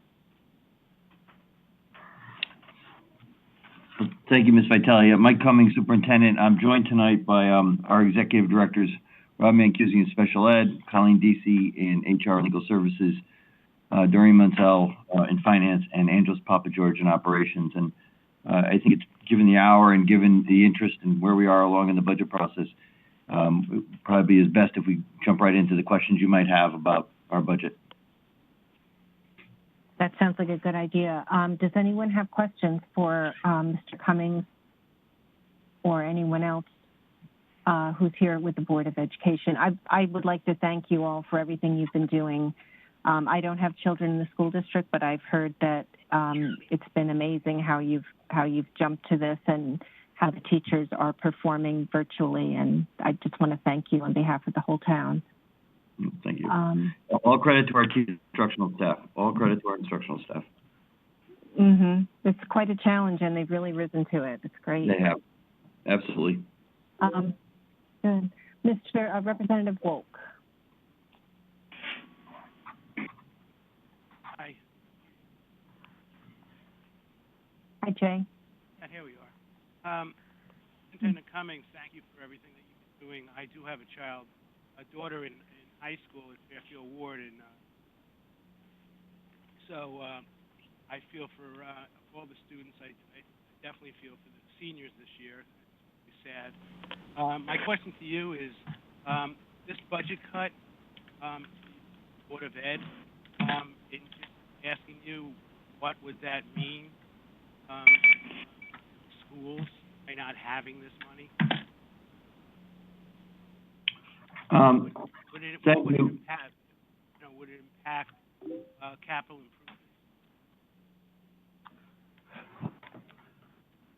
Jay, it's a little hard to hear you, Jay. Did you Yeah, it's understand breaking up that? a little bit. Oh, I'm sorry. I was just asking if this money that if it does get approved and and you do get there is a cut to the Board of Ed budget, which I'm totally against. What would it do to impact schools? How would it affect the schools? Is that what you're asking, Jay? How would it impact them? Yes. Okay, sorry. Thank you. I think that is the $1 million question, or the $3.4 million question. We're in the process of making those determinations. I will tell you that we come from a perspective in the Fairfield Public Schools, and I'm sure across the town, that our budgets are really statements of our values. So we, as Ms. Vitale said, we really worked hard at the beginning of the year to come up with a budget that was bare bones as much as possible. The only really new positions were the 3 SRBI coordinators for the middle school, because we just felt that was necessary to move instruction at the middle school. We will be very careful in making those budget adjustments. We tend to be kind of distributive. We're going to work really hard not to impact program. We're going to work really hard not to impact any particular staffing positions. And we will bring forward to the Board of Education some options which the board will eventually vote on to make those determinations. But we will do all we can to shelter the kids from the real impacts of those reductions. Thank you. Representative Georgiadis, please. Hi, Drew Georgiadis, District 9. Thank you all for coming. You guys do work that makes Fairfield the amazing community that it is. My concern for with the budget cut, you not getting what you asked for, revolves again around COVID-19. It's going to be it already is a mental health crisis. And will you, obviously the RTM can't add, so maybe this is not a worthwhile question, but I'm concerned that there'll be more and more and more asked of you to address the emotional health and the needs of your students. How are you feeling about that? Can you manage the anticipated mental health needs in the budget that you've been given? Well, thank you. I think that's one of our great questions. Like so many of the questions right now, it's really against the unknown. You know, it's the unknown dollars, but a lot of those students, they're not the ones that we're really having the strongest levels of communication with right now. You know, they and their families. Our social workers, our school psychologists, our school counselors have done a truly frontline job, working 7 days a week, making sure that they're getting in contact with those families and kind of bringing them forward, working to supply food needs and other types of supports that families need. But how that's going to emerge, not only for those students, but what we're also concerned about is, you know, we hear about the hidden effects that will only come out for other students and quite honestly for staff as well when we return. I will tell you that, going back to what I said about a budget being a statement of really, beliefs, if that problem emerges, we're going to have to reallocate money to that front line. I don't know yet what that would look like, but if we don't have students accessing learning, then there's really no point in buying other instructional materials, and those things have to take a back seat. So I just think that we're going to have to continually assess the situation and be responsive to it. And truly, when the students do come back in whatever form that happens, we'll have to be ready. The state never supplies grants or supplemental financial support in events like this. Have you heard of anything like that on the state level? No, we expect that we're going to get some money from the CARES Act at some point. In some point, I mean, honestly, that has no timeline other than sometime during the 2021 school year. I don't think that money in some ways is already spoken for by other needs we've begun to identify. The state, I think, has talked about, and the federal government has talked about additional supports, but nothing is firm yet. Well, thank you. I hope all the pieces fit together. Thank you. Representative Gerber. Hi, Bill Gerber, District 2. Superintendent Cummings, big fan of yours. I think you're doing an amazing job. I was wondering if the $800,000 net benefit we've seen with healthcare, is any of that due to sort of this trend we're seeing because of COVID? People aren't going to the doctor for non-COVID type procedures or to the dentist. And if that's the case, are we expecting that actually to disappear next year? Was that a bad assumption to assume will be ongoing positive? No, the $800,000, I'm going to have Ms. Munsell speak to this as she is more knowledgeable about this than I am, but I would say to you that is really based on changes in the rates. So I don't know, Doreen, if you want to speak to that reduction. Yes, Doreen Munsell, Executive Director of Finance. The rate, that $800,000 does reflect rates that have been set. Those are set for the entire year, and we are very close. We're within, $21,000 based on our current head count. What we don't know are any changes in head counts for next year. We're in the midst of collecting open enrollment information, but we don't have that yet. As far as, so the rates won't be impacted for us this year any more than what they are right now. They're set. That's Oh, okay. So those are locked in for the next fiscal year. For 2021, yes. So what happens beyond that is, anybody's guess. Okay, that's perfect.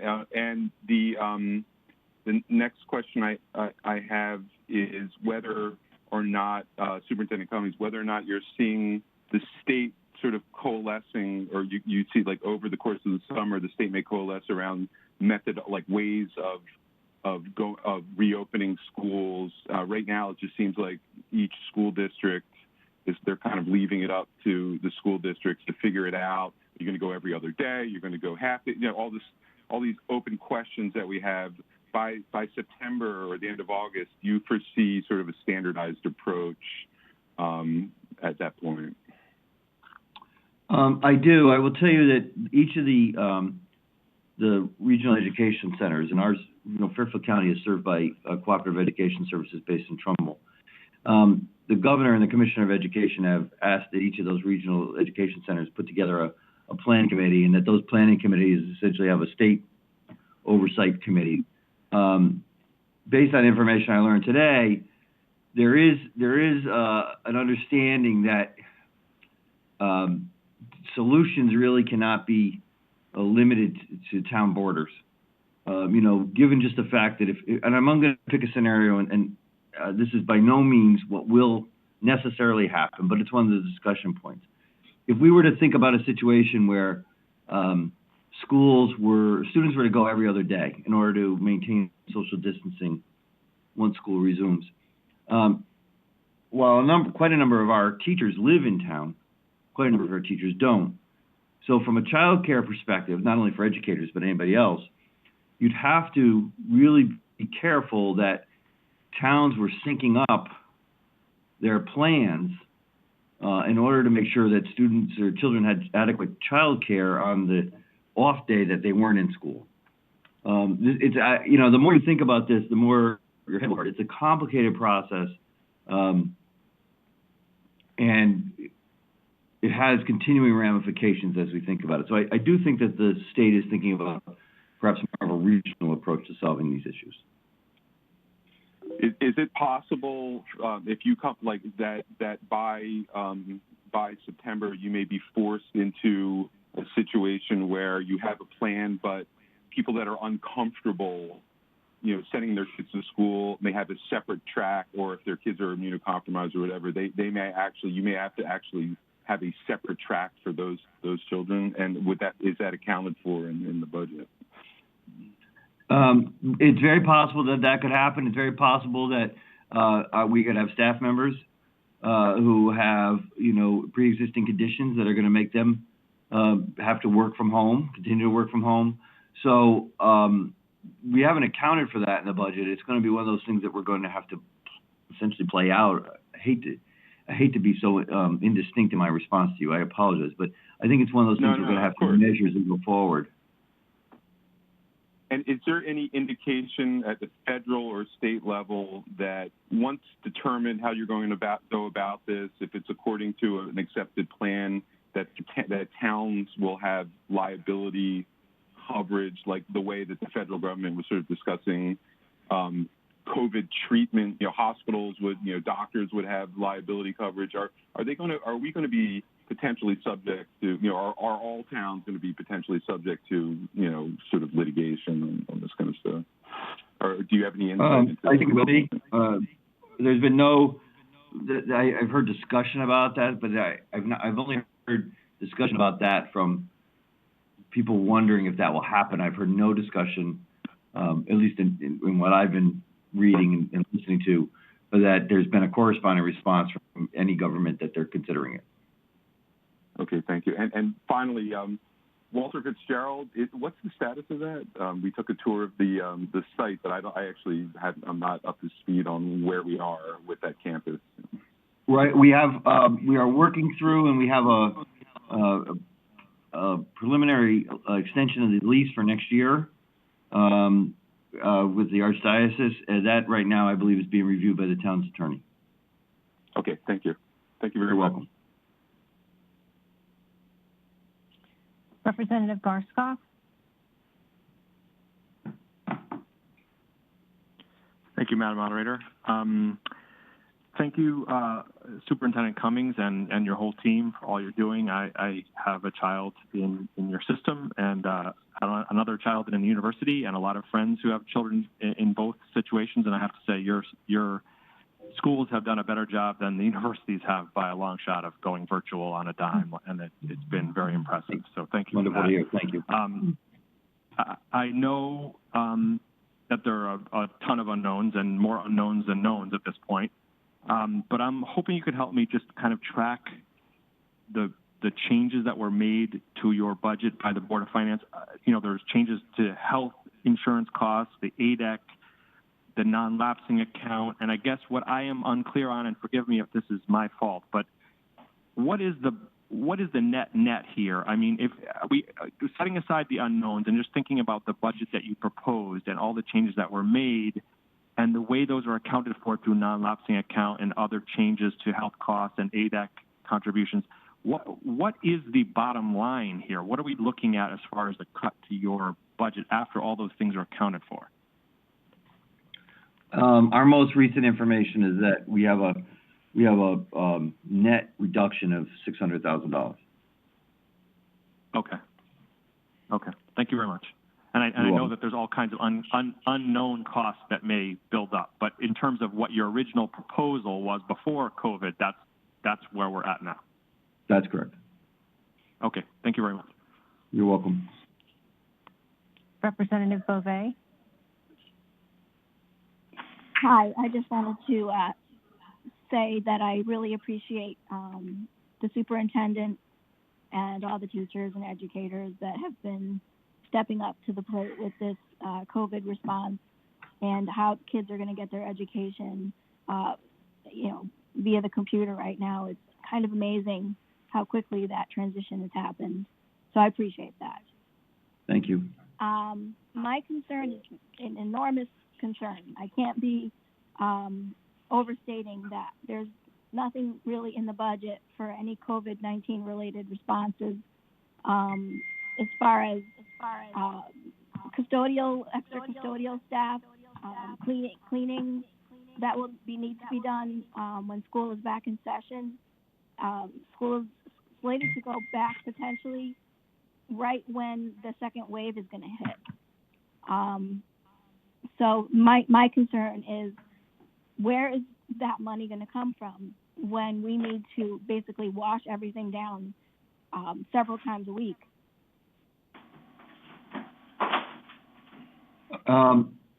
Well, that's one of the things. I will tell you that in others at other times and in other situations, we've begun school years where there's a looming issue, and the Board of Education, the administration make decisions that, given an uncertainty, some purchases are just not going to be made. I mean, you have to prioritize out what will happen and what will not happen. And some of that sometimes comes down to instructional materials. It could be technology. It could be a number of things. It could be some building projects, that do make it into the next budget that we say, given this very uncertainty that you speak of and others have spoken of, that we have to see what this looks like when fall begins. There's also a likelihood that we have to, just as this year, if we go out for any length of time, will there be some corresponding savings in things like utilities and substitutes like we're seeing this year? And can some reallocations go from those accounts towards issues around cleaning or additional staff? So we're going to have to work with a very, between the budget, the adopted budget, when the budget is adopted, and the non-lapsing account, if and when that's approved, and that does look like it will be approved, we're going to have to work with a very flexible approach, because all of us are not sure what we're going to encounter, and all of us are going to have to make decisions based on what emerges. Again, I apologize because I can't, I'm used to giving you, I want to give you a hard answer and say follow the money, but this is just right now the most difficult part of what we're doing. And I'm going to jump in here, Mike. I think part of what makes it more challenging in terms of following the money is the creation of this non-lapsing account. To answer Representative Garskoff's question, in terms of the operating budget, taking the non-lapsing account out of the equation, there was about a $600,000 reduction from the Board of Selectmen that will go directly to operating, and $1.5 million from the Board of Finance. So that's a $2.1 million cut that potentially can affect the operating budget. Right now, or as of April 30th, the projections that we had, and the unanticipated expenses, which is around 1.8 and a couple days old, we think that we'll have some coverage by the non-lapsing count. That said, I agree with the concerns expressed. There's not a lot of maintenance, anticipated maintenance costs on the unanticipated list right now. I foresee that is going to grow. We don't know what sort of protocols are going to need to be put in place. We don't know what the cost is going to be. We don't know if there's going to be supply issues. We don't know, if we're going to need to buy new equipment for social distancing. And we hope that the non-lapsing account will provide the funding for all that. But just to kind of echo Mr. Cummings' point, there's still a lot of unknowns. So we're going to have to take it really as more information becomes available and make decisions based on health and safety first of our students, and then keeping any reductions as far away from the classroom as possible. Instruction, health and safety, top priorities right now. Thank you.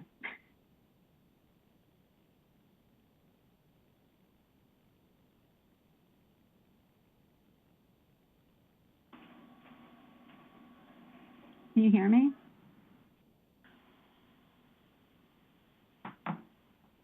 Okay, I lost you there for a second. I'm sorry, I'm on mute. Mark, Representative McDermott, please. Thank you, Madam Moderator, Mr. Cummings, the staff, and the board members. Mark McDermott, District 7. I have two questions. The first one is regarding staff. My brother has been a teacher in Long Island for 35 years. And, every year now he thinks, maybe I might retire, and maybe I'll teach another year. You foresee any unexpected retirements coming up this year? We have, sorry, Mike, I just jumped in. No, go right ahead. I was just going to say to have you answer that. We have about 10 retirements right now, which is on track for our projected number. I can say that across Fairfield County, some districts similar to ours already have tripled the amount of retirements, and there's a couple of districts that still have none, and they expect to have around the same number we do. So it's hard to say. I think for some people, they are ready to be done, and that we could very possibly see people deciding to retire who thought they might have a few more years in them. And then I think that there's also a sentiment that people are not rushing to retire because there's nowhere to go. I think it's one thing if you're on the teacher pension plan, but if you have a spouse whose retirement has been wiped out by current economic issues, then it's changing people's plans in both directions. So it's hard to say if we're going to see an increase. Yeah, thank you, Ms. Deasy. When do they have to let you know? Is there a certain time frame, or could they let you know the day before school that they're retiring? They could let us know the day before school. We ask them very nicely not to, but we usually have a few people who in August decide that they're not up for another school year. And then you have to rush to fill the position. Okay.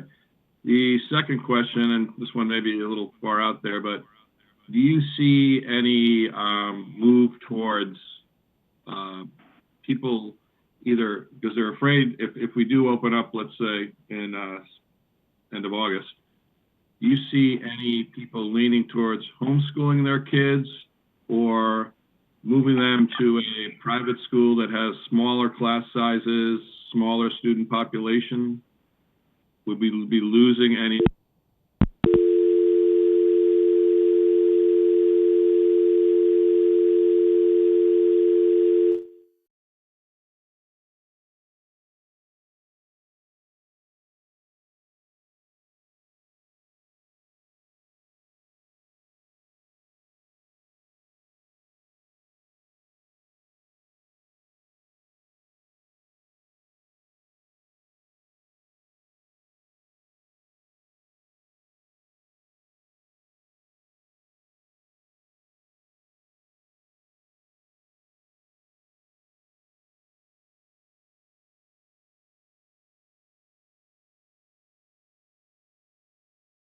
That there's going to be some guidance from the state around how we have to accommodate those absences or not accommodate those absences in current state absence law, how that might have to change. I will tell you that we are watching our kindergarten enrollment.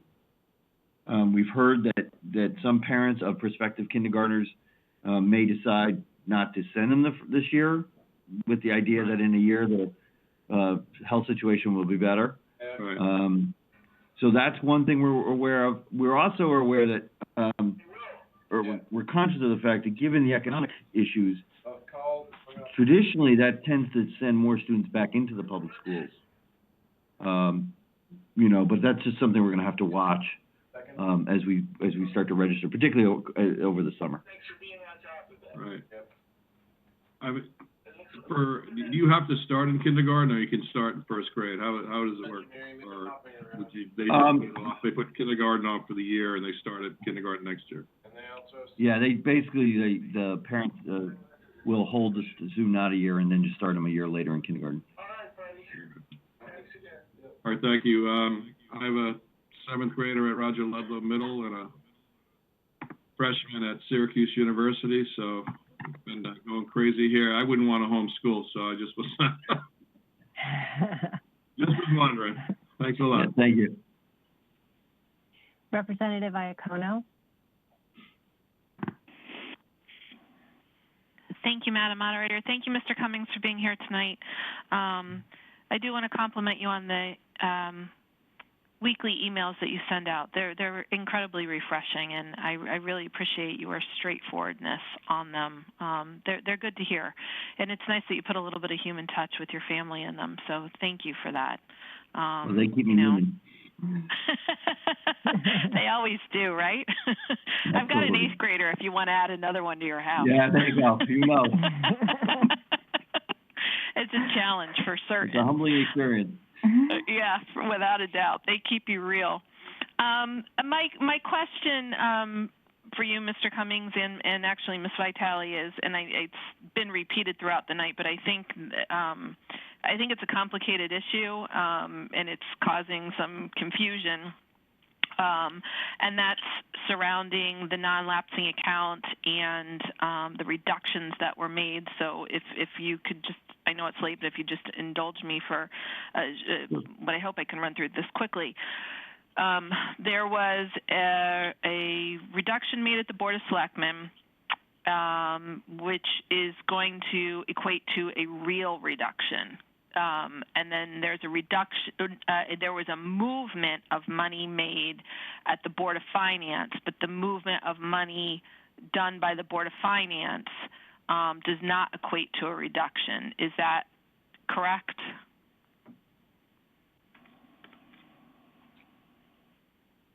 I don't know, Ms. Vitale, wants to answer that first.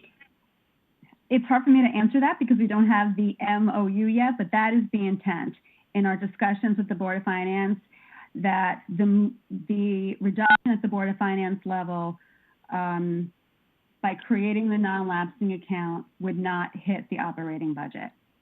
Okay, so provided... When that decision was made at the time. And taking further unanticipated expenses out of the equation, based on the 1.8 and the projections as of April 30th, that reduction does not impact the operating budget if nothing changes. Okay, so you had $3.3 million in savings, $1.8 million in expenses, and a projected $1 million remaining balance to be applied to fiscal year 21. And if the MOU goes through, you don't incur anything else, that then effect from the Board of Finance, for all intents and purposes as of today, is net even. Yes. Okay. And then you're still... Oh, I'm sorry. I apologize. All right. I want to just get that backed up by Ms. Munsell.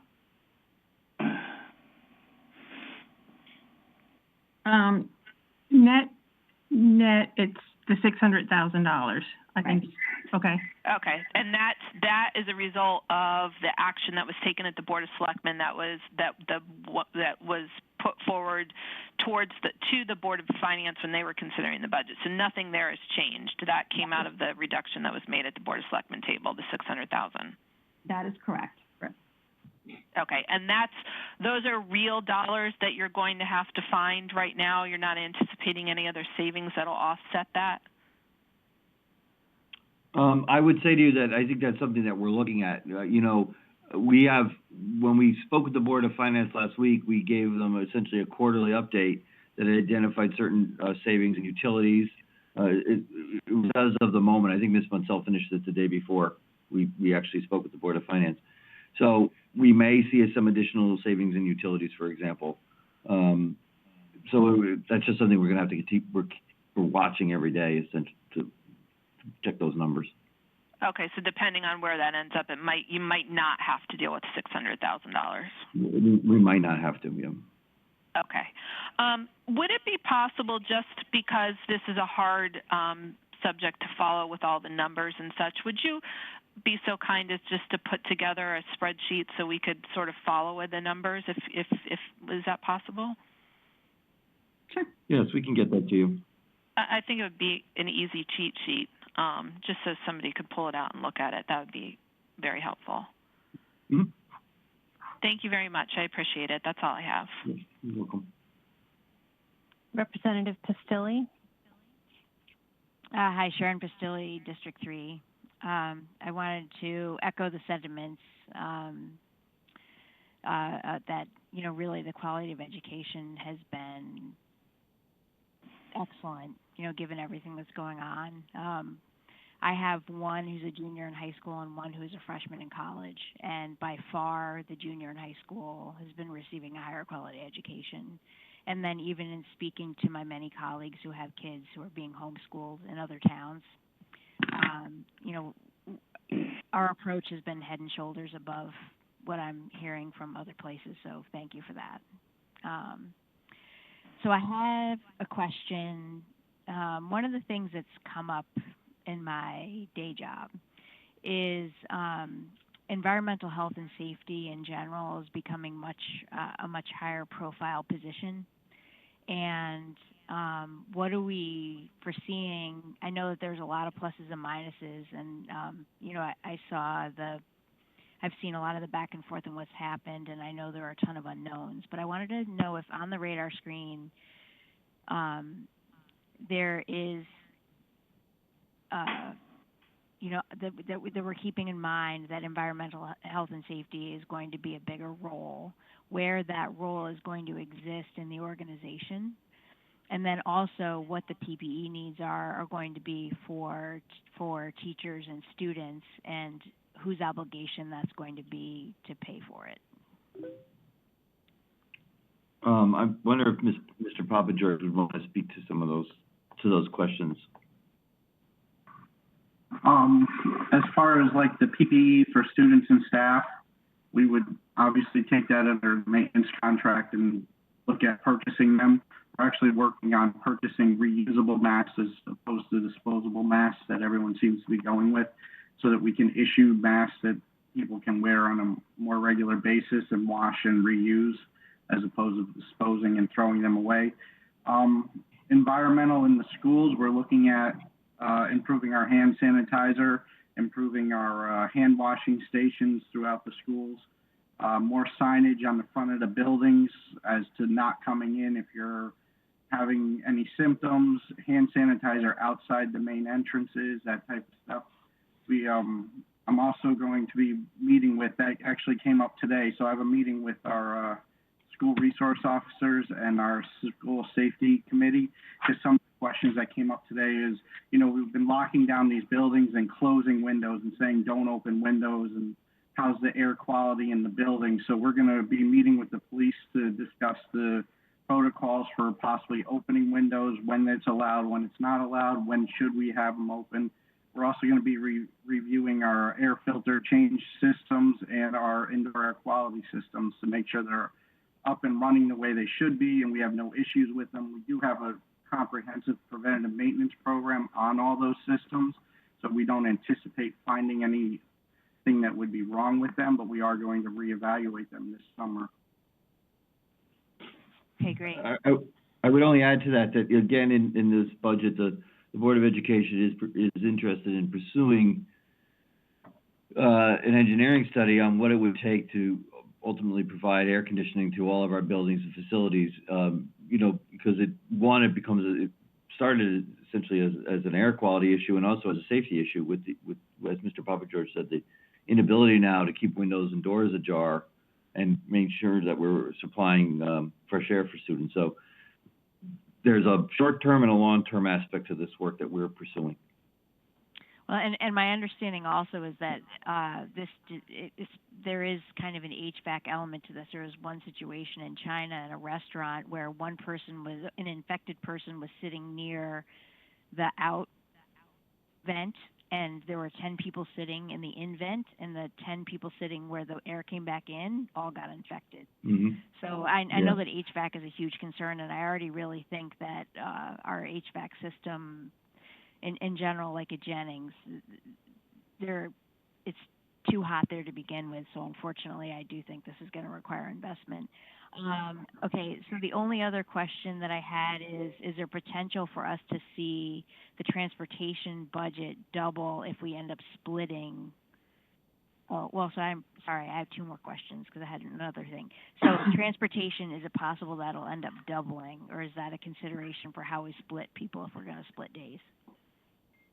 That was one of the things that will keep us up at night, is the idea that they would mandate that we'd have to split the day. And if they were to do that, every district in the state would suddenly have its transportation budget increased. I think the other issue with that, and not to at all diminish the financial impact, but there's also a lot of instructional time when you send students home in the middle of the day and bring other students in. Even if the they're kind of crossing paths. You're going to have a social distancing issue, but you are losing instructional time during the day that you won't necessarily lose if it was an every other day type of model. Mm-hmm. Okay, great. And then the only other question or idea that I had was, like I have a student that I would consider not sending back to school.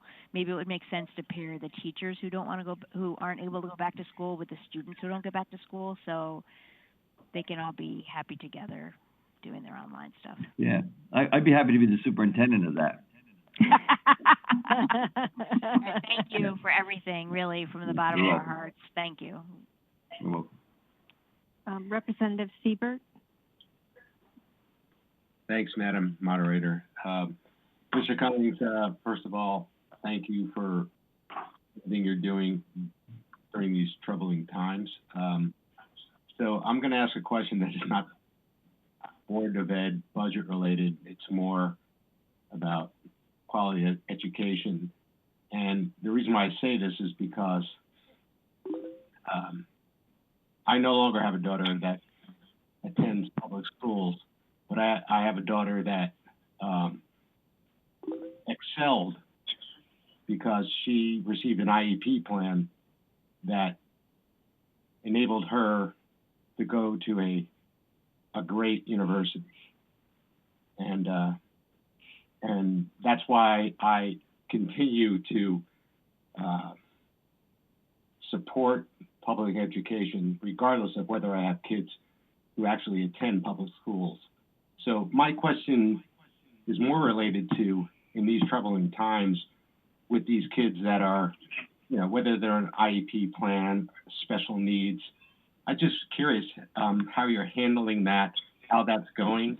And I guess my question is, I assume we're doing a really good job there, so I just wanted your feedback on how that's going and, how to handle that transition from, being at home versus, coming back to the school. Right. That makes sense. Right. Thank you. That's a really important question, and I really appreciate that you're focusing on this issue, because I think that is, this is what we do. It's why we do it. And, I'm going to ask Mr. Mancusi, our Executive Director of Special Ed, to speak to this issue, because he's working with a tremendous group of teachers and fellow administrators that I mentioned earlier, our school psychologists, social workers, and counselors, but the classroom teachers, the special education teachers, the speech and language pathologists have just been outstanding. So, Mr. Mancusi, if you could. Yes. Good evening. Rob Mancusi, the Executive Director of Special Education and Special Programs. I would like to commend our staff on their efforts with distance learning. I would especially like to commend our parents on partnering with us to really work through this, because we increased communication with parents, because there are a cadre of students who are having real difficulty with distance learning.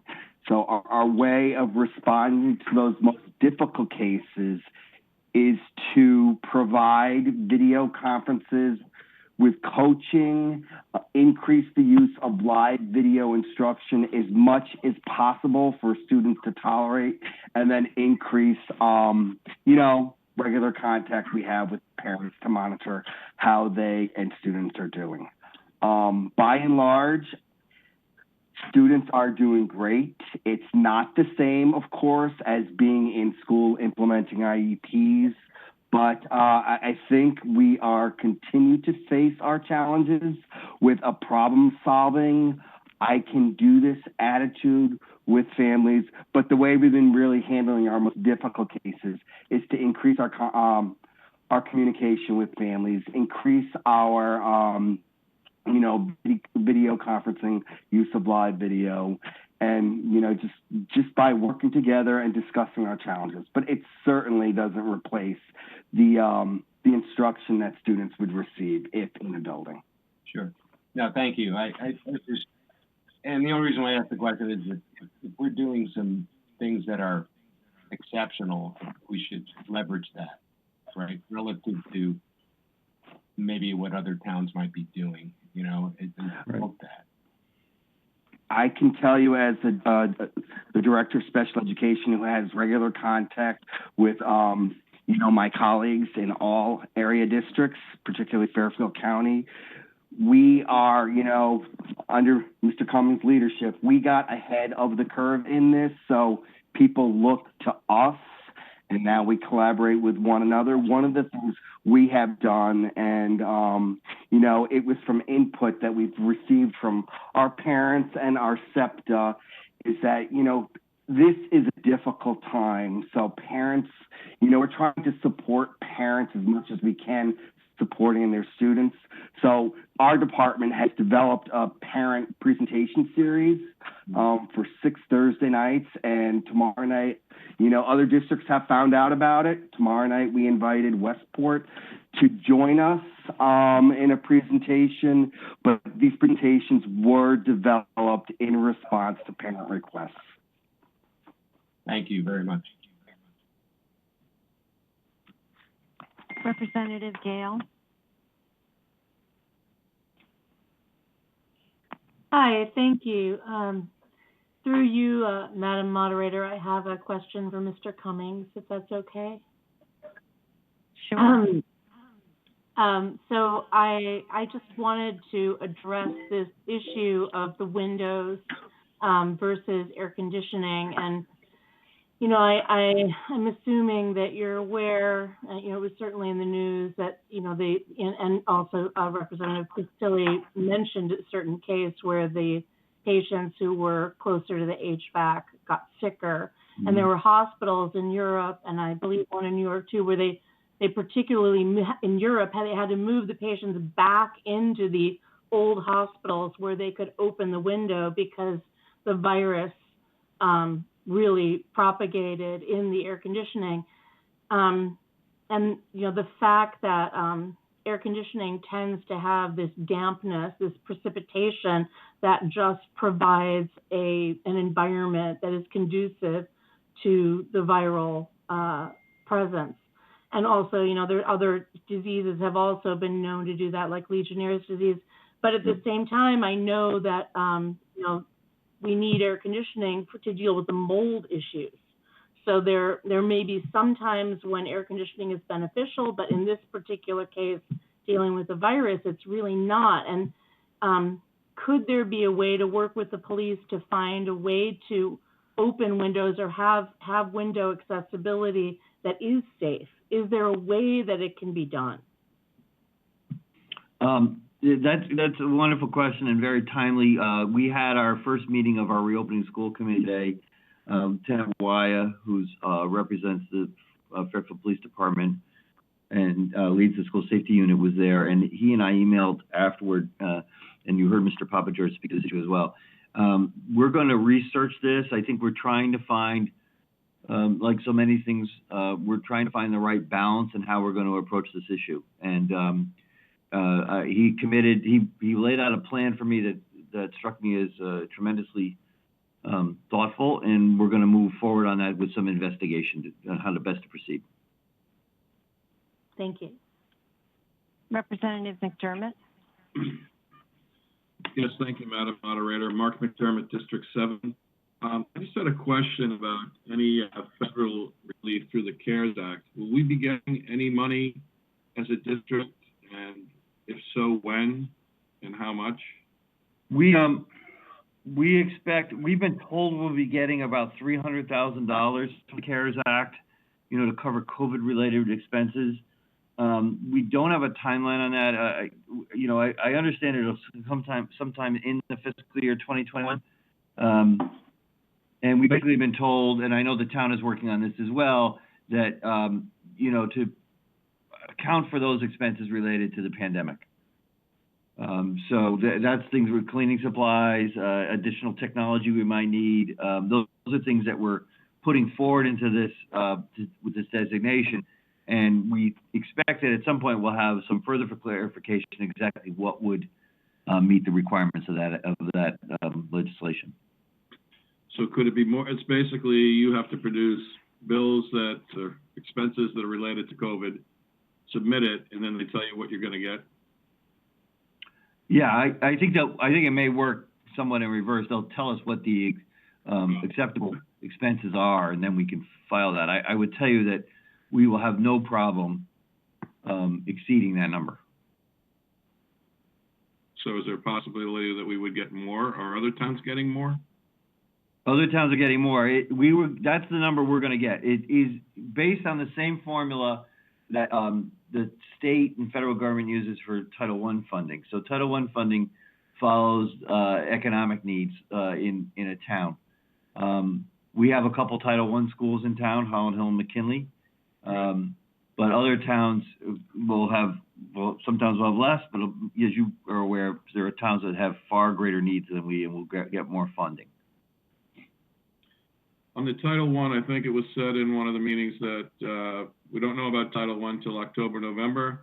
A lot of uncertainty, but you think we'll get more than we got this year, which was 316, 719?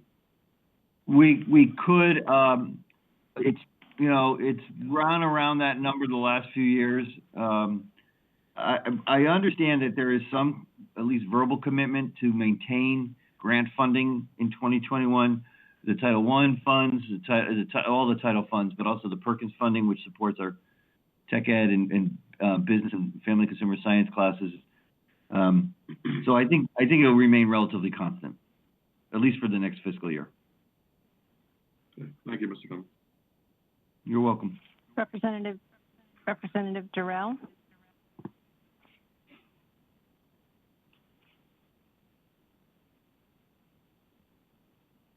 Everything. Main question is, will redistricting be affected by what's going on? Or what is the schedule? I don't know if Vitale wants to answer that, and then I could weigh in. Right now, the schedule is, as you know, has been on hold. We do need to report to the state on where we are. I know that Mr. Cummings was working on that. The report right now will really just be an update on what we have received from Alona McBroom and where we were on the process. The board has not discussed this in the last 2 months. My own personal feeling is that we're going to update the state, but I can't see us moving quickly on this until we are back in school, that we have an opportunity to have public meetings. I think the public needs to be part of this, and to see how long this plays out. I myself am questioning some of the projections now, as we're hearing about possibly, people wanting to leave the city and come to the suburbs. Is that going to change some of our numbers? Some of the building for high density housing, is that going to make that less attractive? So I think that there's still a lot of new questions that need to be asked. And as we talk about the social and emotional needs of our students, that is going to take a priority.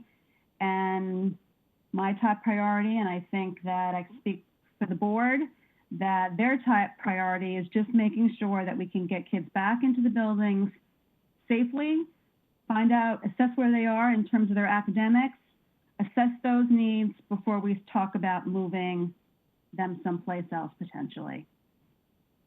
Okay. Also, people are worried maybe about doing double shifts. My sister was a teacher in Blacksburg about 10 or 15 years ago. Their high school collapsed during a snowstorm. It can be done.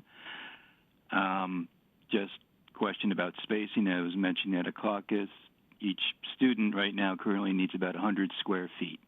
So, for instance, the caucus for our Republicans would have to have been done in a 2,000 square foot facility. So just keep that in mind coming this fall. Okay. All right. Thank you. Thank you. It looks like there are no more questions, and it's getting late. So I wanted to thank all of the Board of Education folks, the superintendent, for being here and staying this late and answering all of our questions. And thank you so much for everything you're doing and that you do every day. Thank you for the opportunity to meet. Sure. Thank you. So I think that's it, and we will all reconvene tomorrow at 7 p.m. For more of these hearings. So thank you very much, and wait, good Karen? night, everybody. Karen, I thought we were doing Yes. IT. Are we doing IT? Oh, yes, I'm sorry. We are doing IT. Thank you. Okay. It's 11 o'clock. I'm punching. I know. I'm sorry. I didn't mean to jump on the mic. No. I apologize. No, thank you. Thank you very much. Mr. Kelly, are you able to join us? Yes, You're helping us by running this call. Can Hello. you hear me? Thank you. Yes, we can hear you. Thanks. So this is David Kelly, IT Director, and would you please give us a little overview of your budget? Okay. Well, a vast majority of the IT budget is kind of set in fixed costs. Most of our budget lines pay for annual maintenance contracts on things, nothing terribly thrilling. Basically, I just try to estimate based on a previous year what the future year's costs are going to be for the phone bills, the software maintenance contracts, and things like that, and develop the budget. I kind of do a zero-based budget each year. I start from scratch and add up the numbers, and what you see is my estimate of what a year of operating the department's going to cost. This year we have, as you may remember, a separate project outside of the operating budget for the acquisition of a permits land use inspections system. So that's going to be one of our major projects this upcoming year, and that's currently out to bid with a due date, I think, of the 27th. We delayed it some when all the COVID stuff hit. Some of the bidders requested a little more time to respond to our RFP, but like I say, the bids are due on the 27th, and the committee will begin working on selecting a vendor, and hopefully we can start that project this summer. Thank you. Are there any questions for Mr. Kelly? Representative McDermott. Thank you, Madam Moderator, and thank you, Mr. Kelly, for running all of these meetings for how long now? You took a hit to your capital outlay number. Was it $97,000 approximately? Yes, that's correct. And that's basically all related to the cut in half, the PC replacements, or the whole thing? It's the whole thing, right? Well, it would basically be the whole thing if we took it all from that. Yes, yeah. The whole thing. So how are you going to handle that? Well, by taking the worst equipment first and moving through. Yeah, the capital budget basically helps us to maintain our PCs and laptops right now on a 5-year life cycle.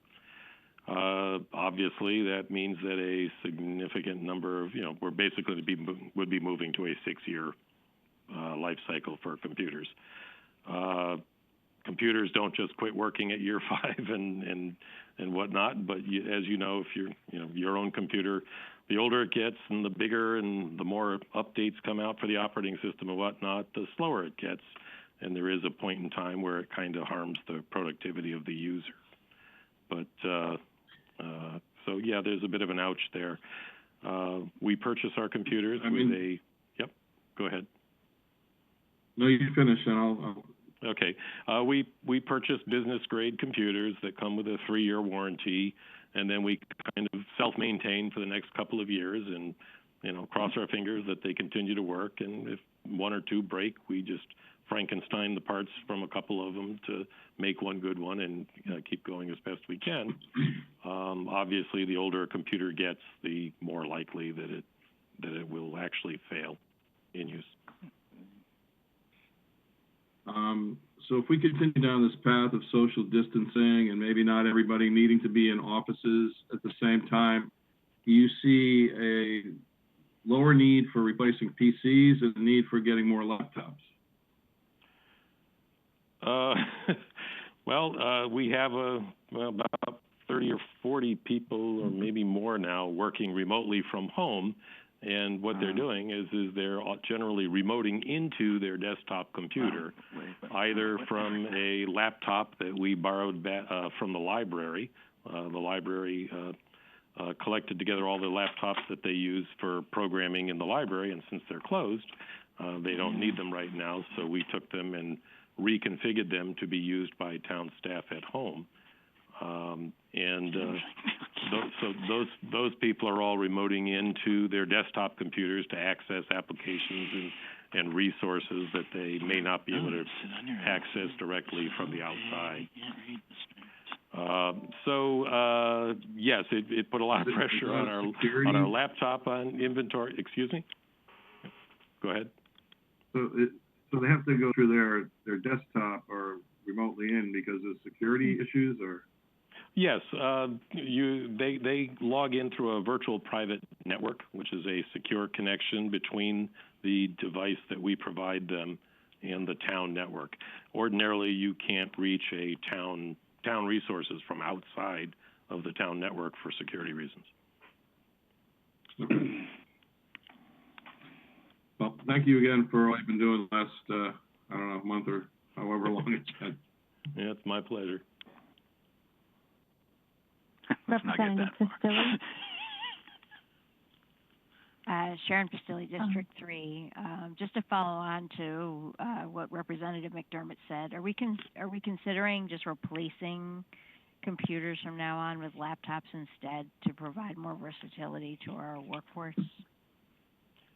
Not really. We're using the laptops as basically a remote control device. So we're still remoting into a real computer in the office. Most of our workforce is not normally a mobile workforce. Our staff are in town hall or in the buildings to serve the public. Right now, what we're going through right now is just a very unusual time, but I think it's also a temporary situation. Laptop computers are frankly a bit more vulnerable and more expensive than using desktop computers. So as a rule, we do not use laptop computers in the office on site.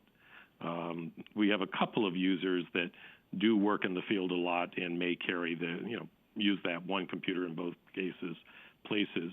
But it's far less expensive and far more secure to not have a computing device floating around outside of the town's buildings normally.